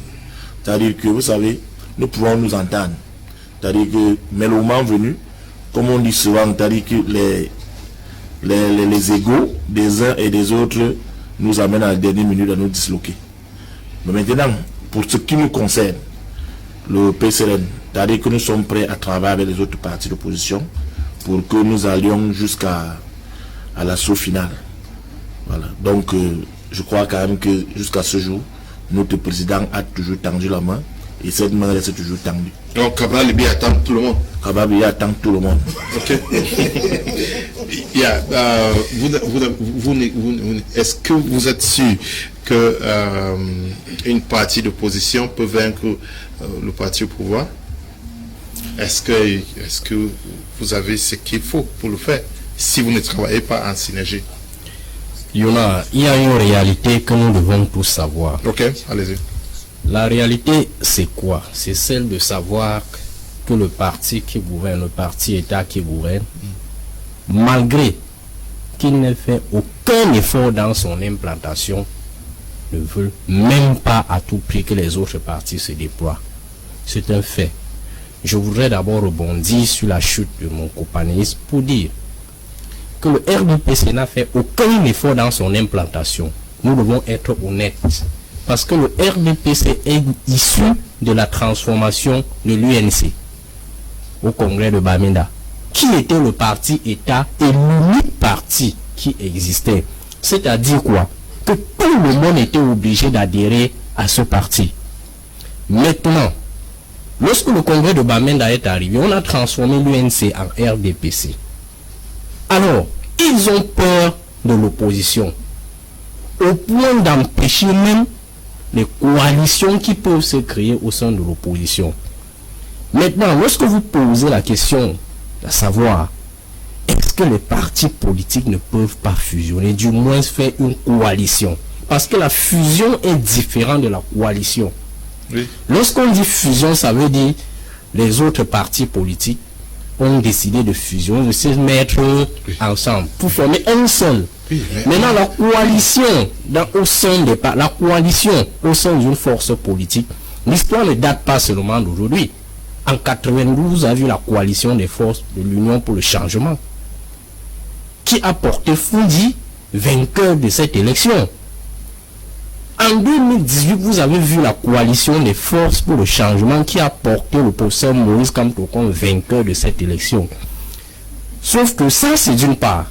D'autre part, le pouvoir n'accusait pas seulement l'opposition, parce que le pouvoir même ne veut pas que cette coalition-là se mette en place. Okay. Rappelez-vous en 2004, lorsqu'une coalition avait été créée autour de Damjoya, vous savez ce qui s'est passé. Le pouvoir a tout fait pour injecter certaines personnes, infiltrer cette coalition, et à la dernière minute, vous connaissez les acteurs qui se sont retirés. du fait qu'un ponte du régime n'a pas été choisi comme étant celui qui devait être à la tête de cette coalition. Je parle bien d'un ponte du régime qui a encore servi du régime aujourd'hui, qui était celui-là que certains acteurs de cette coalition en 2004 voudraient qu'il représente l'opposition. Vous voulez parler de Fundi? Non, je dis un ponte. Fundi ne sert pas le régime, néanmoins. Je dis bien un ponte du régime qui sert encore le régime actuellement, qui est au RDPC, qui était celui-là que certains partis qui sont venus dans la coalition de 2004 voulaient qu'il représente l'opposition. Ça, c'était d'une part. Maintenant, le régime empêche la coalition des forces de l'opposition. Pourquoi? Par quels moyens, par exemple? Nous demandons au MRC ainsi que tous les autres partis de l'opposition de faire une élection à 2 tours. L'élection à 2 tours impose tous les candidats qui ont perdu au premier tour de s'aligner derrière le candidat qui est arrivé au second tour. De façon naturelle. Du moment où on ne parvient pas à modifier le code électoral de façon consensuelle au point d'instaurer un scrutin à 2 tours, ça sera très difficile que les forces de l'opposition se mettent ensemble. Ça, c'est une autre grille d'analyse. Maintenant, une autre grille d'analyse qu'on peut également exploiter, c'est quoi? C'est qu'il y a également l'effet des égos surdimensionnés. Il faut également qu'on l'avoue. Chacun se compare sur sa position et dit c'est moi, je suis le président, le tout puissant président de mon parti politique. Par conséquent, je ne peux pas aller vers un autre leader pour qu'ensemble nous fédérons. C'est une réalité. Il y a également un autre frein dans la formation des coalitions, c'est que le régime, tous ceux que vous appelez les partis politiques de l'opposition, certains que vous appelez les partis politiques de l'opposition, en réalité, ce sont des partis satellites autour du parti qui nous gouverne. Ils sont là pour jouer leur jeu. Et du coup, ça sème le soupçon même au sein de l'opposition. Chacun a peur de l'autre. Du coup, pour former une coalition, ça devient compliqué. Parce qu'on a peur justement que celui-là qui se dit de l'opposition viendra dans notre coalition pour écouter le message, du moins les stratégies que nous allons développer ici et aller dire au camp d'en face. C'est une autre réalité. Et je vous ai dit tout à l'heure, il faut chuter définitivement. Je vous ai dit tout à l'heure que le parti au pouvoir a tout fait pour fragmenter certains partis de l'opposition et créer des partis satellites. Parce que cette stratégie n'a pas pu donner au MRC, parce que les militants du MRC, en général, sont les militants très cultivés. Parce que nous avons constaté, ces militants du MRC ont constaté que le RDPC a dessus tout le Cameroun et tous les Camerounais, du fait de sa mauvaise gouvernance, que certains partis même de l'opposition ont déçu les Camerounais du fait de leur acquaintance avec le régime en place. Et je vais encore vous rappeler en 2013, pour ceux qui ont 11 ans de lutte politique minimum comme moi, en 2013, lorsqu'un parti de l'opposition décide de ne pas aller à l'élection, quelques jours après, vous avez vu son leader au secrétariat général à la présidence de la République. Et au sortir de là, il nous dit directement qu'ils iront aux élections. Et par conséquent, ce qui s'est passé dans l'Ouest et dans la Damawa, il faut le dire sans avoir peur. Votre président a aussi dit que... Dans l'Ouest et... je vais faire une particularité pour que vous compreniez mieux. Votre président a dit que la politique de la chaise vide n'est... Sauf que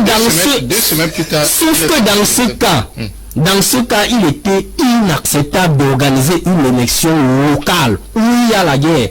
Parce qu'en réalité, l'élection locale, législative et municipale est très différente de l'élection présidentielle. Pourquoi?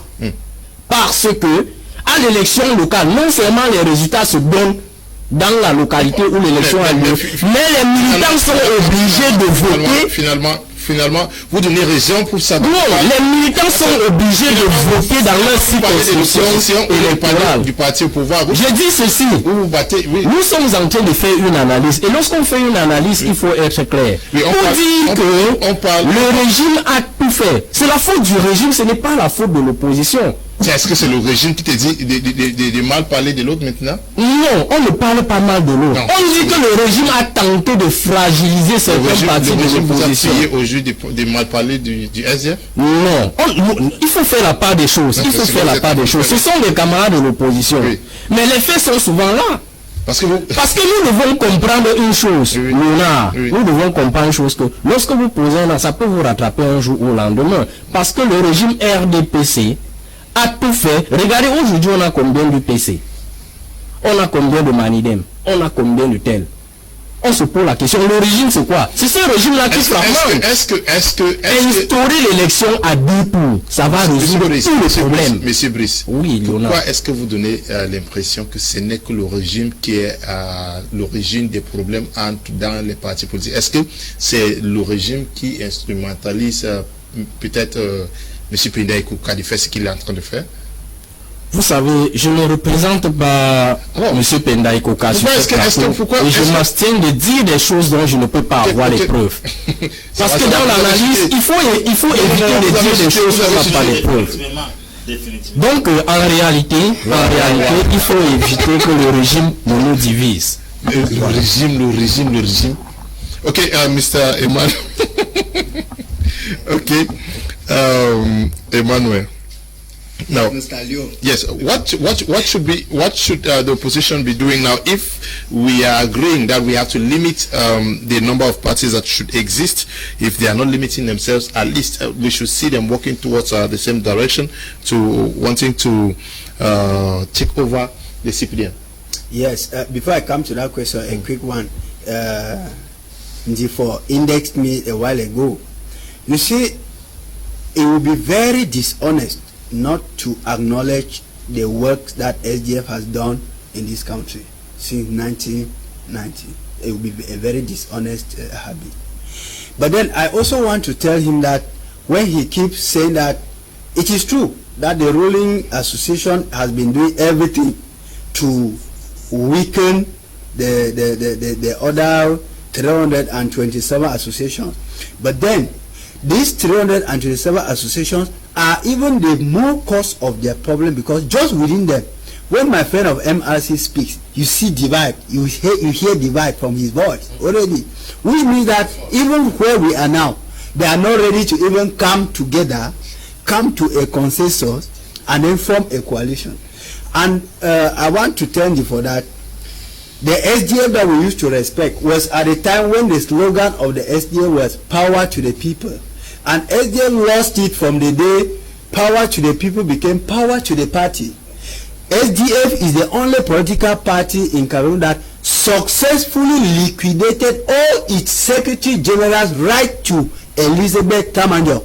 And if you go today, you read the memoir of Professor Tashuacha Asawani. He died in political pain caused by SDF. So I don't think that pain was orchestrated by the CPDM. At one point in time, we should sit down, take responsibility for our failures, and see how to move ahead, rather than only placing it on the government, the ruling association or the government. Now, coming back to your question, I think it's very simple. A viewer wrote there that parties should be reduced only to 2 political parties in Cameroon, and I tell you that if that is done, you will see hunger strike in Cameroon. These political hungry people will be hungry striking every day on the streets. So what is supposed to be done? To my humble opinion, I think the government needs to set an agenda, a level of attainment of any political party, that if in a particular election this political party does not conquer, have some councils or have some municipalities in their keeping or within their command, let that political party be banned from holding any public meeting. Let that political party should cease from the political scene. I think it's as simple as that. But unfortunately, since these political parties are the ruling association satellite, you see, since they are the ones authorizing the existence of this association, that is where the bone of contention again comes in.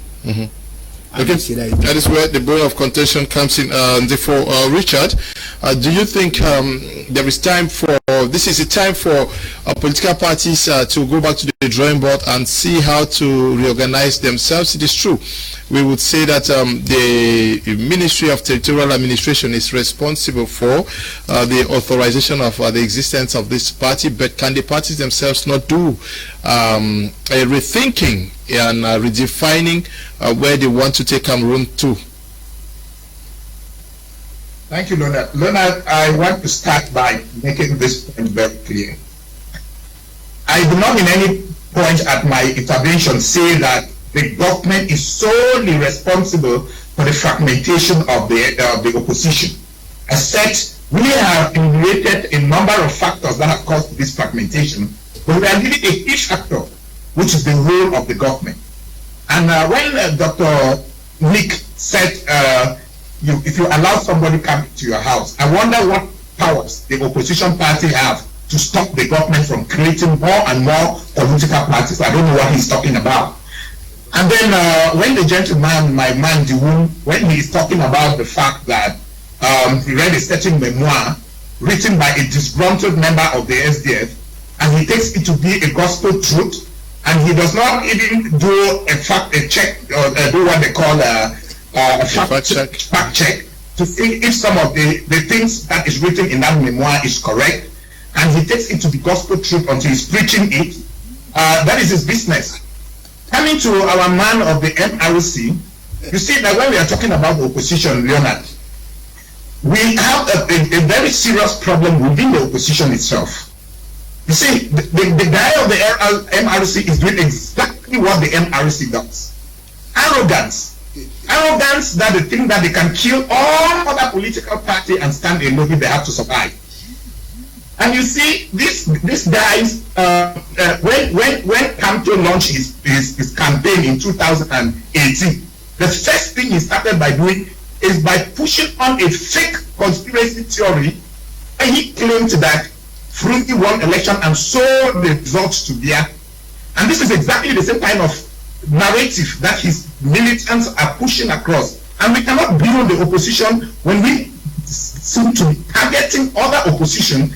When an MRC militant comes on the platform, he does not leave that platform without condemning the SDF. And this is because they feel that they can only survive by killing the other opposition party. And that is not a good thing for the opposition. The energy of the opposition should be focused. They should put all the energy on one target, and which is the regime in place. When they spend all their time attacking the SDF, attacking other opposition party, it doesn't make sense at all. Now, coming to your question as to whether the opposition can come together, of course, the opposition can come together. I saw you quoted the example of Nigeria. Now, what happened in Nigeria was not like the people rally behind one person. What happened in Nigeria is that they dissolved all the different political parties in Nigeria. None of the political party, opposition party that existed was there, except those who refused to join the union. All of them dissolved the political party and they created one political party, which does not have there the name of the other existing political parties. The problem with Cameroon is that the moment they want to talk about anything, this thing that they call coalition, everybody thinks that they are the best. Today the MRC wants every other person to rally behind Kamto. But yesterday Kamto was one of the most unpopular party and they never for 1 second rally behind any other person for a coalition. But today they have seen some popularity in Douala and Yaoundé and in some places in the west, like Apostle Ambe was mentioning, and they become so arrogant that they feel that all other parties should just rally behind them. The guy of the Cabral is doing the same thing. Because of the small crowd that they find in Douala and the whole place, they just become arrogant.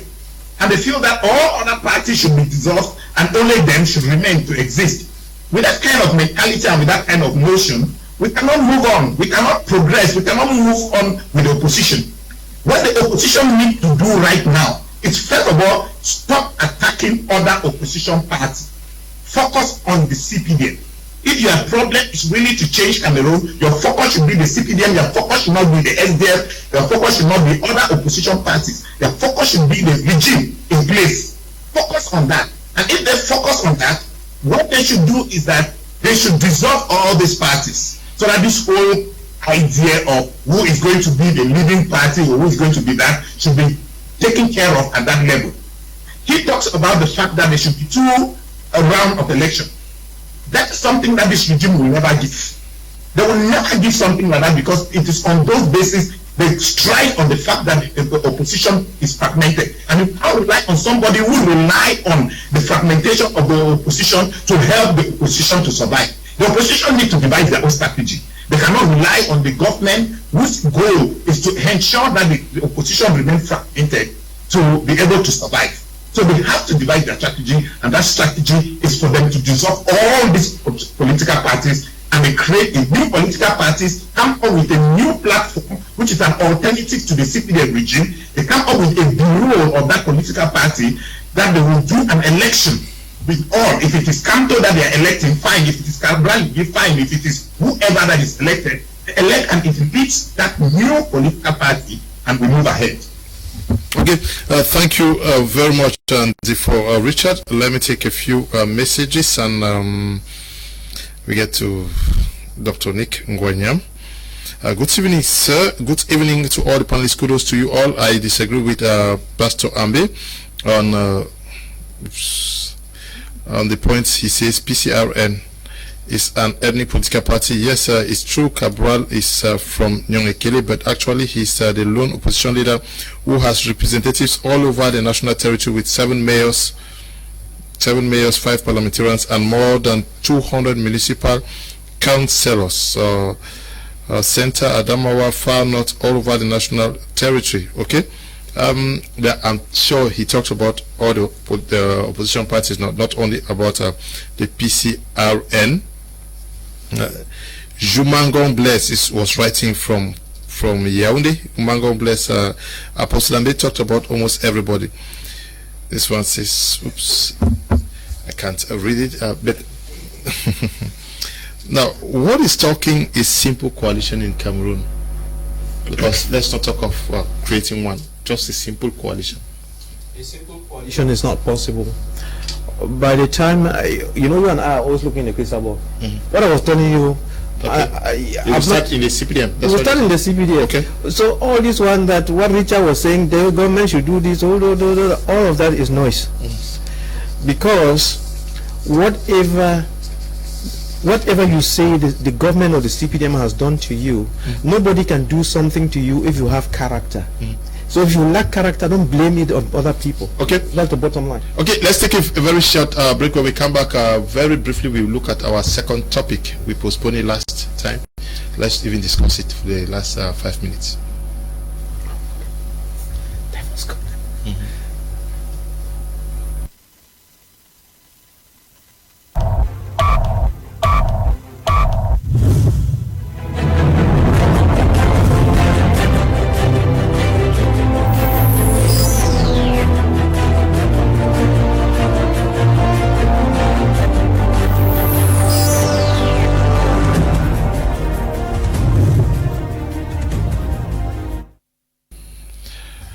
Welcome back.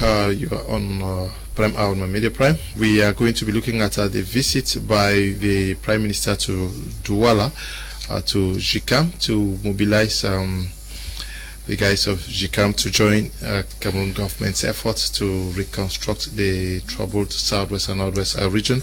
I'll still start with you, Dr. Nick Ngwanyam. I'm sure you followed very closely what happened. You believe in what was discussed? I didn't follow about it because I didn't follow closely because it was not going to yield any fruit. You see, the Prime Minister had a great occasion to do the right thing, do the major national dialogue, which he did not do, and now he's chasing the wind. You know, it is not to the people of GICAM to provide the money to cover for all that destruction in West Cameroon. And if we were solving our problems, the destruction would be very little. So you destroy and then you're running around asking for pennies to reconstruct. It doesn't work. And then you're begging for people to give you money to reconstruct, and then you are saying that you've already spent 3.5 billion reconstructing, and you cannot tell anybody where you have spent the money because they're of insecurity. So you see, you're saying one thing and contradicting yourself. You say you can reconstruct because there is peace, and at the same time you say you cannot give information because there's no peace. And when they say they have spent 3.5 billion reconstructing and cannot give statistics, I'm afraid. I was just saying somewhere that I hope that Minister Tasong and others are keeping good records, because we have seen what has happened to COVID money. And even before now, just after the major national dialogue, was reconstruction, and I was tempted to think that most of that noise and shouting was so that they could do what they have done to COVID money. Okay, you think GICAM can turn the tide? Would they? Anybody who followed the program between the Prime Minister and the GICAM will understand what the President of GICAM, Celestine Tawamba, said. Mm-hmm. He said a whooping sum of at least 1,000 billion thereabout has gone down as a result of the crisis in the north and the southwest. Mm-hmm. There is an 800 billion equally also from other businesses that were not functional in the northwest and the southwest, which means those who are in GICAM are crying losses for what the war has costed them. And then they are asking GICAM, who is crying for all the money they have lost as a result of the crisis, which they could not solve, to get money from where, because throughout the program it was complain. GICAM gave statistics of the amount of money they have lost so far from the north and the south as far as business was concerned. It was in the tune of, I think, 1,800 billion in businesses. So where would they get the money to start constructing northwest and southwest? Number two, they are constructing northwest and southwest when explosives are going on every day. Are the workers going to be suspended in the air to carry out the job? Number three, where is the reconstruction team that came to Boya and Bamenda and held meetings and gave us hopes that in some few days or weeks to come they will start tarring the road that are bad and start constructing the burnt down houses and reconstructing the schools and hospitals destroyed? It came like wind and then suddenly disappeared into thin air. We are yet to find a team, we are yet to find the budget, we are yet to find the workers. So I'm asking if it is GICAM that will come from nowhere now and will serve as a panacea that the government could not do through Minister Paul Tasson. Where is that entire equipe that came and settled in Boya, gathered persons, spoke so much about the reconstruction process? Where is the team that they are going up to GICAM? Where is the budget that was set aside for that particular reconstruction team, that it is now GICAM that has to do the job? I think they should understand that the war in the north and southwest has affected a lot of businessmen, because from what I gather, the president of GICAM, Celestine Tawamba, did not say anything as to what the government was doing. He was saying as to what the businessmen had lost as far as the crisis is concerned. In other words, he's trying to pose a challenge to the government, that government is supposed to even give them stimulus to stir up their businesses and their capital has been crumbled as a result of the crisis. Because in challenging period like this, we have a war in the country, we have COVID-19. In some countries, just COVID-19 alone, it has caused the states to give smallholder scheme and other businesses stimulus to stir up their businesses. Not in a case where we have COVID-19 in question, we have a war on ground, businesses are going down. Then you are asking the business body in the country that has lost almost 1,800 billion to give money to go and reconstruct a region that peace is yet to be found there. I think that thing is a dream of lasting peace. Ok. Votre parti, est-ce que vous avez suivi les échanges et que pensez-vous? Vous êtes sûr que les membres du GICAM seront séduits par le discours du Premier ministre d'aller aider le gouvernement à reconstruire les régions du sud-ouest et du nord-ouest? Bon, le discours peut-être il est beau, mais seulement le contexte actuel. Moi, je pense pas quand même qu'il soit assez alléchant pour un homme d'affaires. Parce qu'un homme d'affaires, c'est quelqu'un qui veut se faire un profit au départ. C'est-à-dire que lorsqu'il faut normalement aller investir au sud-ouest et au nord-ouest sans avoir les garanties que ce que vous êtes en train de faire, vous allez le finir. C'est-à-dire que si vous avez un ouvrage, vous allez terminer votre ouvrage et que vous allez être payé par après. Ça, c'est là la première, l'une des garanties que recherche un businessman. La deuxième chose, je ne doute pas du Premier ministre, c'est quand même le Premier ministre du Cameroun.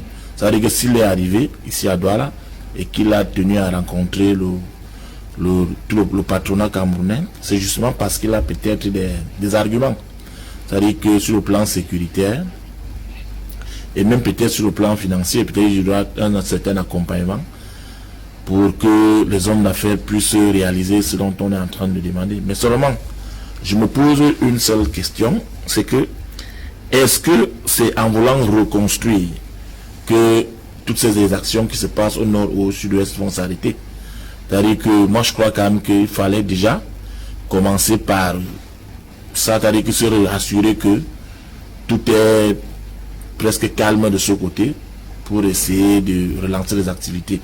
Surtout la reconstruction, parce qu'il est vraiment malveillant de savoir qu'on ait reconstruit ou qu'on ait commencé à construire un édifice et qu'un seul jour, en une seule seconde, que cet édifice soit en train de tomber. C'est-à-dire qu'à ce moment, on a le temps qu'on aura perdu, on a de l'argent qu'on aura perdu, et peut-être même des personnes, celles qui sont en train de travailler. Donc, mais comme c'est le Premier ministre donc, qui a pris cet engagement, je crois qu'il ne l'a pas pris en ignorant ce qu'il avait comme garantie pour ces hommes d'affaires. Voilà ce que nous pouvons penser de cette histoire. Ok. Ça va se faire? Yona, il faut comprendre. J'ai comme impression que nous sommes dans un film Hollywood. Parce qu'en réalité, il faut savoir. Vous avez connu le traité de paix de Versailles après la Première Guerre mondiale. Après la Deuxième Guerre mondiale, il y a également eu une rencontre. Je reviens encore sur la guerre en Irak. Lorsque l'Organisation pour l'État islamique au Levant et à l'Ouest a attaqué l'Irak, ce que vous avez appelé Daesh, il a d'abord fallu que Nouri al-Maliki, le premier ministre irakien, parte. Qu'on reconstruit, qu'on rappelle tout le peuple irakien autour d'une table et voir dans quelle mesure mettre la paix définitivement. Pourquoi?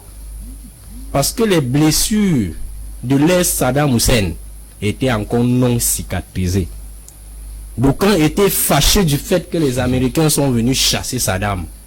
Par conséquent, ils ont employé le terrorisme. La guerre de Biafra, vous êtes mon aîné, vous l'aviez connu.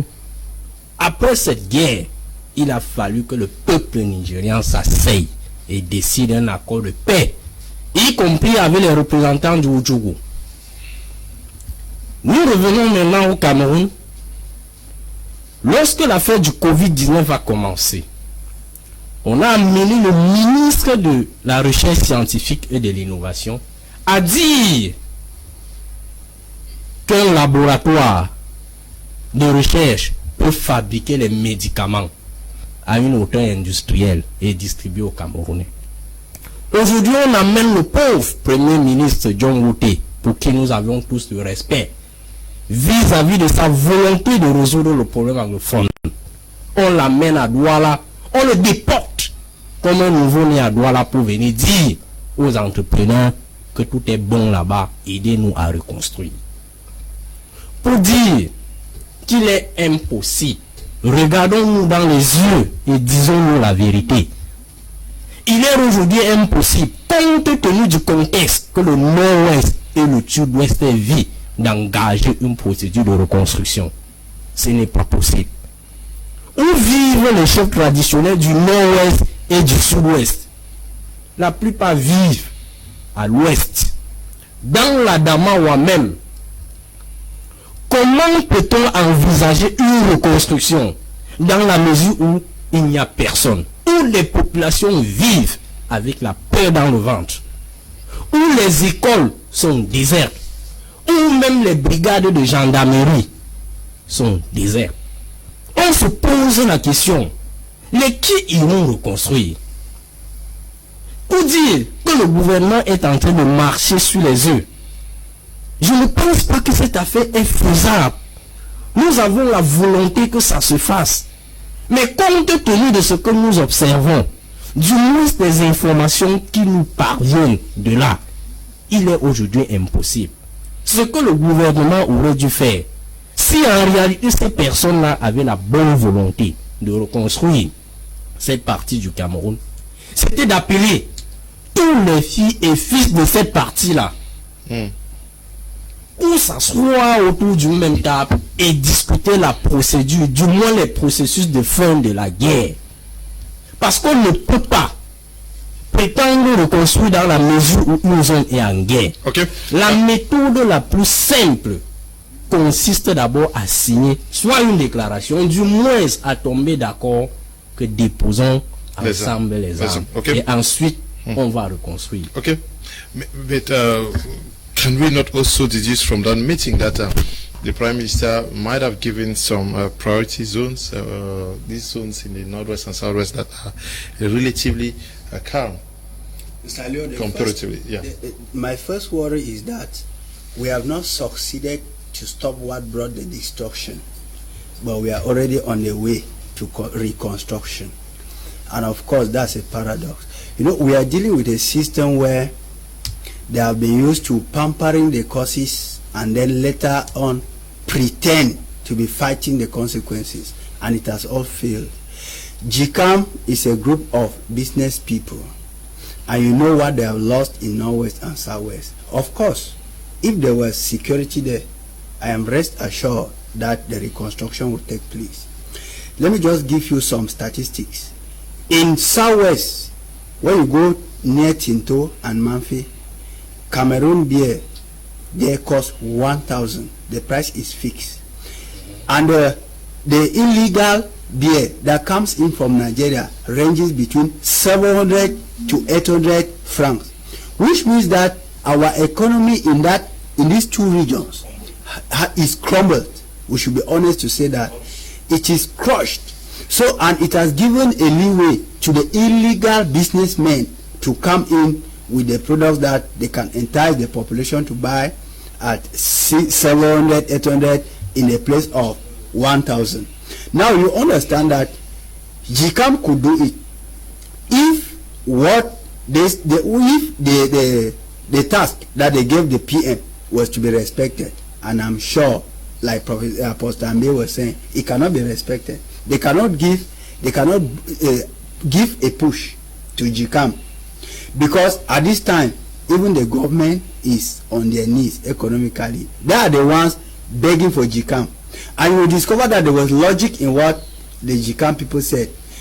If they are talking technically, that they need some kind of support from the government, even before the security support, it already tells you that the man is reading some signs, and then making the government to also read his signs and understand, or which the government is failing to understand. Because telling me that you need support because all my business in Norway and Southwest has crumbled, and that you need security, means that you need two things from me, like Apostle Ambe said a while ago.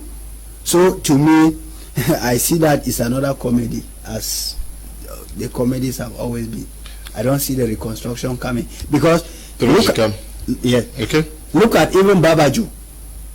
If they are telling us since 2013 that it is because of insecurity, whereas we know very well that the budget was officially voted for Bamenda Babaju Route in the parliament in 2015, and it has not been constructed till date, do you think it will be a whole Northwest Southwest that is lying down that will be reconstructed? Okay. No, I don't think.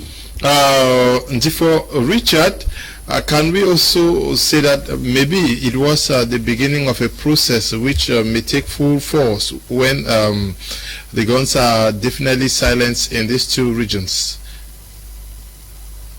Yes, Leonard. Usually, when they talk of post-conflict reconstruction, post-conflict reconstruction does not mean a complete end of war it rather means there is an abatement of the conflict. That is a period where they find a window of opportunity where there is some seizure of where guns are silent. That is when they come in with reconstruction. In this case, we have a situation where there is still the active warfare still going on. The war is still going on, still being very active. We still find both camps still destroying places, destroying properties and all of that. And then we are talking about reconstruction. I wonder what kind of economic or collaborators will be willing to stake their money in that kind of a situation. What the government should have been focusing on at this moment should have been the finding a solution to the problem. I think they would have put more of their effort if they went to GICAM, asking them to make resources, presenting to them a clear project to end the conflict. Maybe that would make some sense, because it would be also to the interest of the GICAM to have peace, lasting peace, and for their business to thrive. But when you come and you are not even suggesting anything, you are not making any proposal to show that you have any will to ensure that lasting peace is seen in those regions, and then you are talking about reconstruction. And like Dr. Ngwanyam said, they cannot even account for what they did with the other money that they said they spent, the $3 billion that they said they had already invested. Because when you go to the Northwest and Southwest, you cannot really see what this money was used for. And then you create that doubt, you create a suspicion, you create distrust even to the people you are going to request that they should assist in the reconstruction. So I do not believe that they are going to succeed in this, but I would rather say the government should rethink this strategy of reconstruction in the middle of conflict. They should rather re-strategize and try to find a lasting solution to the conflict, present a project to end the conflict and to ensure lasting peace, because the problem is not only for the guns to be silenced, but to ensure too that after the guns are silenced, we do not have this conflict resurfacing again. And the only thing that can stop it from resurfacing is when we have genuine dialogue and we arrive at a lasting solution to the problem. Okay, we want to thank you, Ndifor, for participating in today's edition of the program. Thank you so much, Jonathan. You know, in the beginning, I did not have the opportunity to make my opening statement. I hope you give me the chance to just say that we are having this program today talking about opposition parties in Cameroon. At the time when the SDF was launched, forcefully launched, and it was launched, and it led to the introduction of multi-party politics. The launching of the SDF was the symbol for the reintroduction of multi-partyism in Cameroon.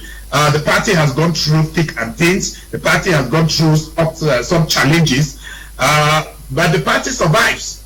Even though some people are already writing the will of the party, but the party is still waxing very strong, and the party is going to be coming up very forcefully. Okay, we want to thank you, and we are wishing well to the Social Democratic Front. It's easy to laugh at somebody who has lived, especially when you see an old father. You may laugh at him, not knowing whether you will ever attain that age. But we want to say thank you to you, Dr. Ngwanyam, for coming. Oh, thank you very much. Just like I was saying, the time is running out, and I'll take off from where Richard left to say that His Excellency President Paul Biya is very interested in a true and genuine dialogue which is on the way. There will be reconciliation and there will be unity, and all these problems will be solved. Okay. And when we are talking about reconstruction, we have to reconstruct the human mind first, the human emotions, the human person, before we can reconstruct the physical things. But you see, people are interested in the physical things because that's where the cash is. Apostle Ambe, Valentine, Ngwa, thank you for coming. Thank you, Cameroonians. It's always a joy to be here. Just to say that Cameroon is older in multipartism than Kenya, but Kenya is better in multipartism than Cameroon. Ok. Merci aussi à vous, Monsieur Melingui, Désiré. Bon, merci surtout à mes co-panélistes. Merci à vos millions de téléspectateurs qui ont pris tout le temps pour nous suivre. Ok. Bonne soirée à tous. And also to you, Monsieur Brice, merci d'être passé par ici. Merci bien, Léonard, de m'avoir, de nous avoir invités une fois de plus. Et je voudrais profiter de cette occasion pour dire au régime qui nous gouverne de libérer tous les militants du MRC. Et dire à ceux qui sont encore dans les camps de concentration du régime de tenir bon quand le combat vient encore de commencer. Okay, Mr. Brice, we also want to say thank you to you, Ndiwum, Emmanuel, for coming to talking to our televiewers this evening. Yes, Mr. Leo, thank you very much for the invitation and the courage to the people of Northwest, and especially to those in Babaju. Babaju is not in the Northwest. Yes. Okay, we want to thank you all who took time off to watch the program. We, especially to you, Eli, Desmond, and to you, Bertrand and Noel, and not forgetting you, Tambe Bryant, who is doing a lot for the programs to be brought live to our televiewers, and not forgetting also you, Kaiser Michelle, and to you, Billy Bob, Ndive Lifungu, and to you, Bazo. Stay blessed. Bye-bye.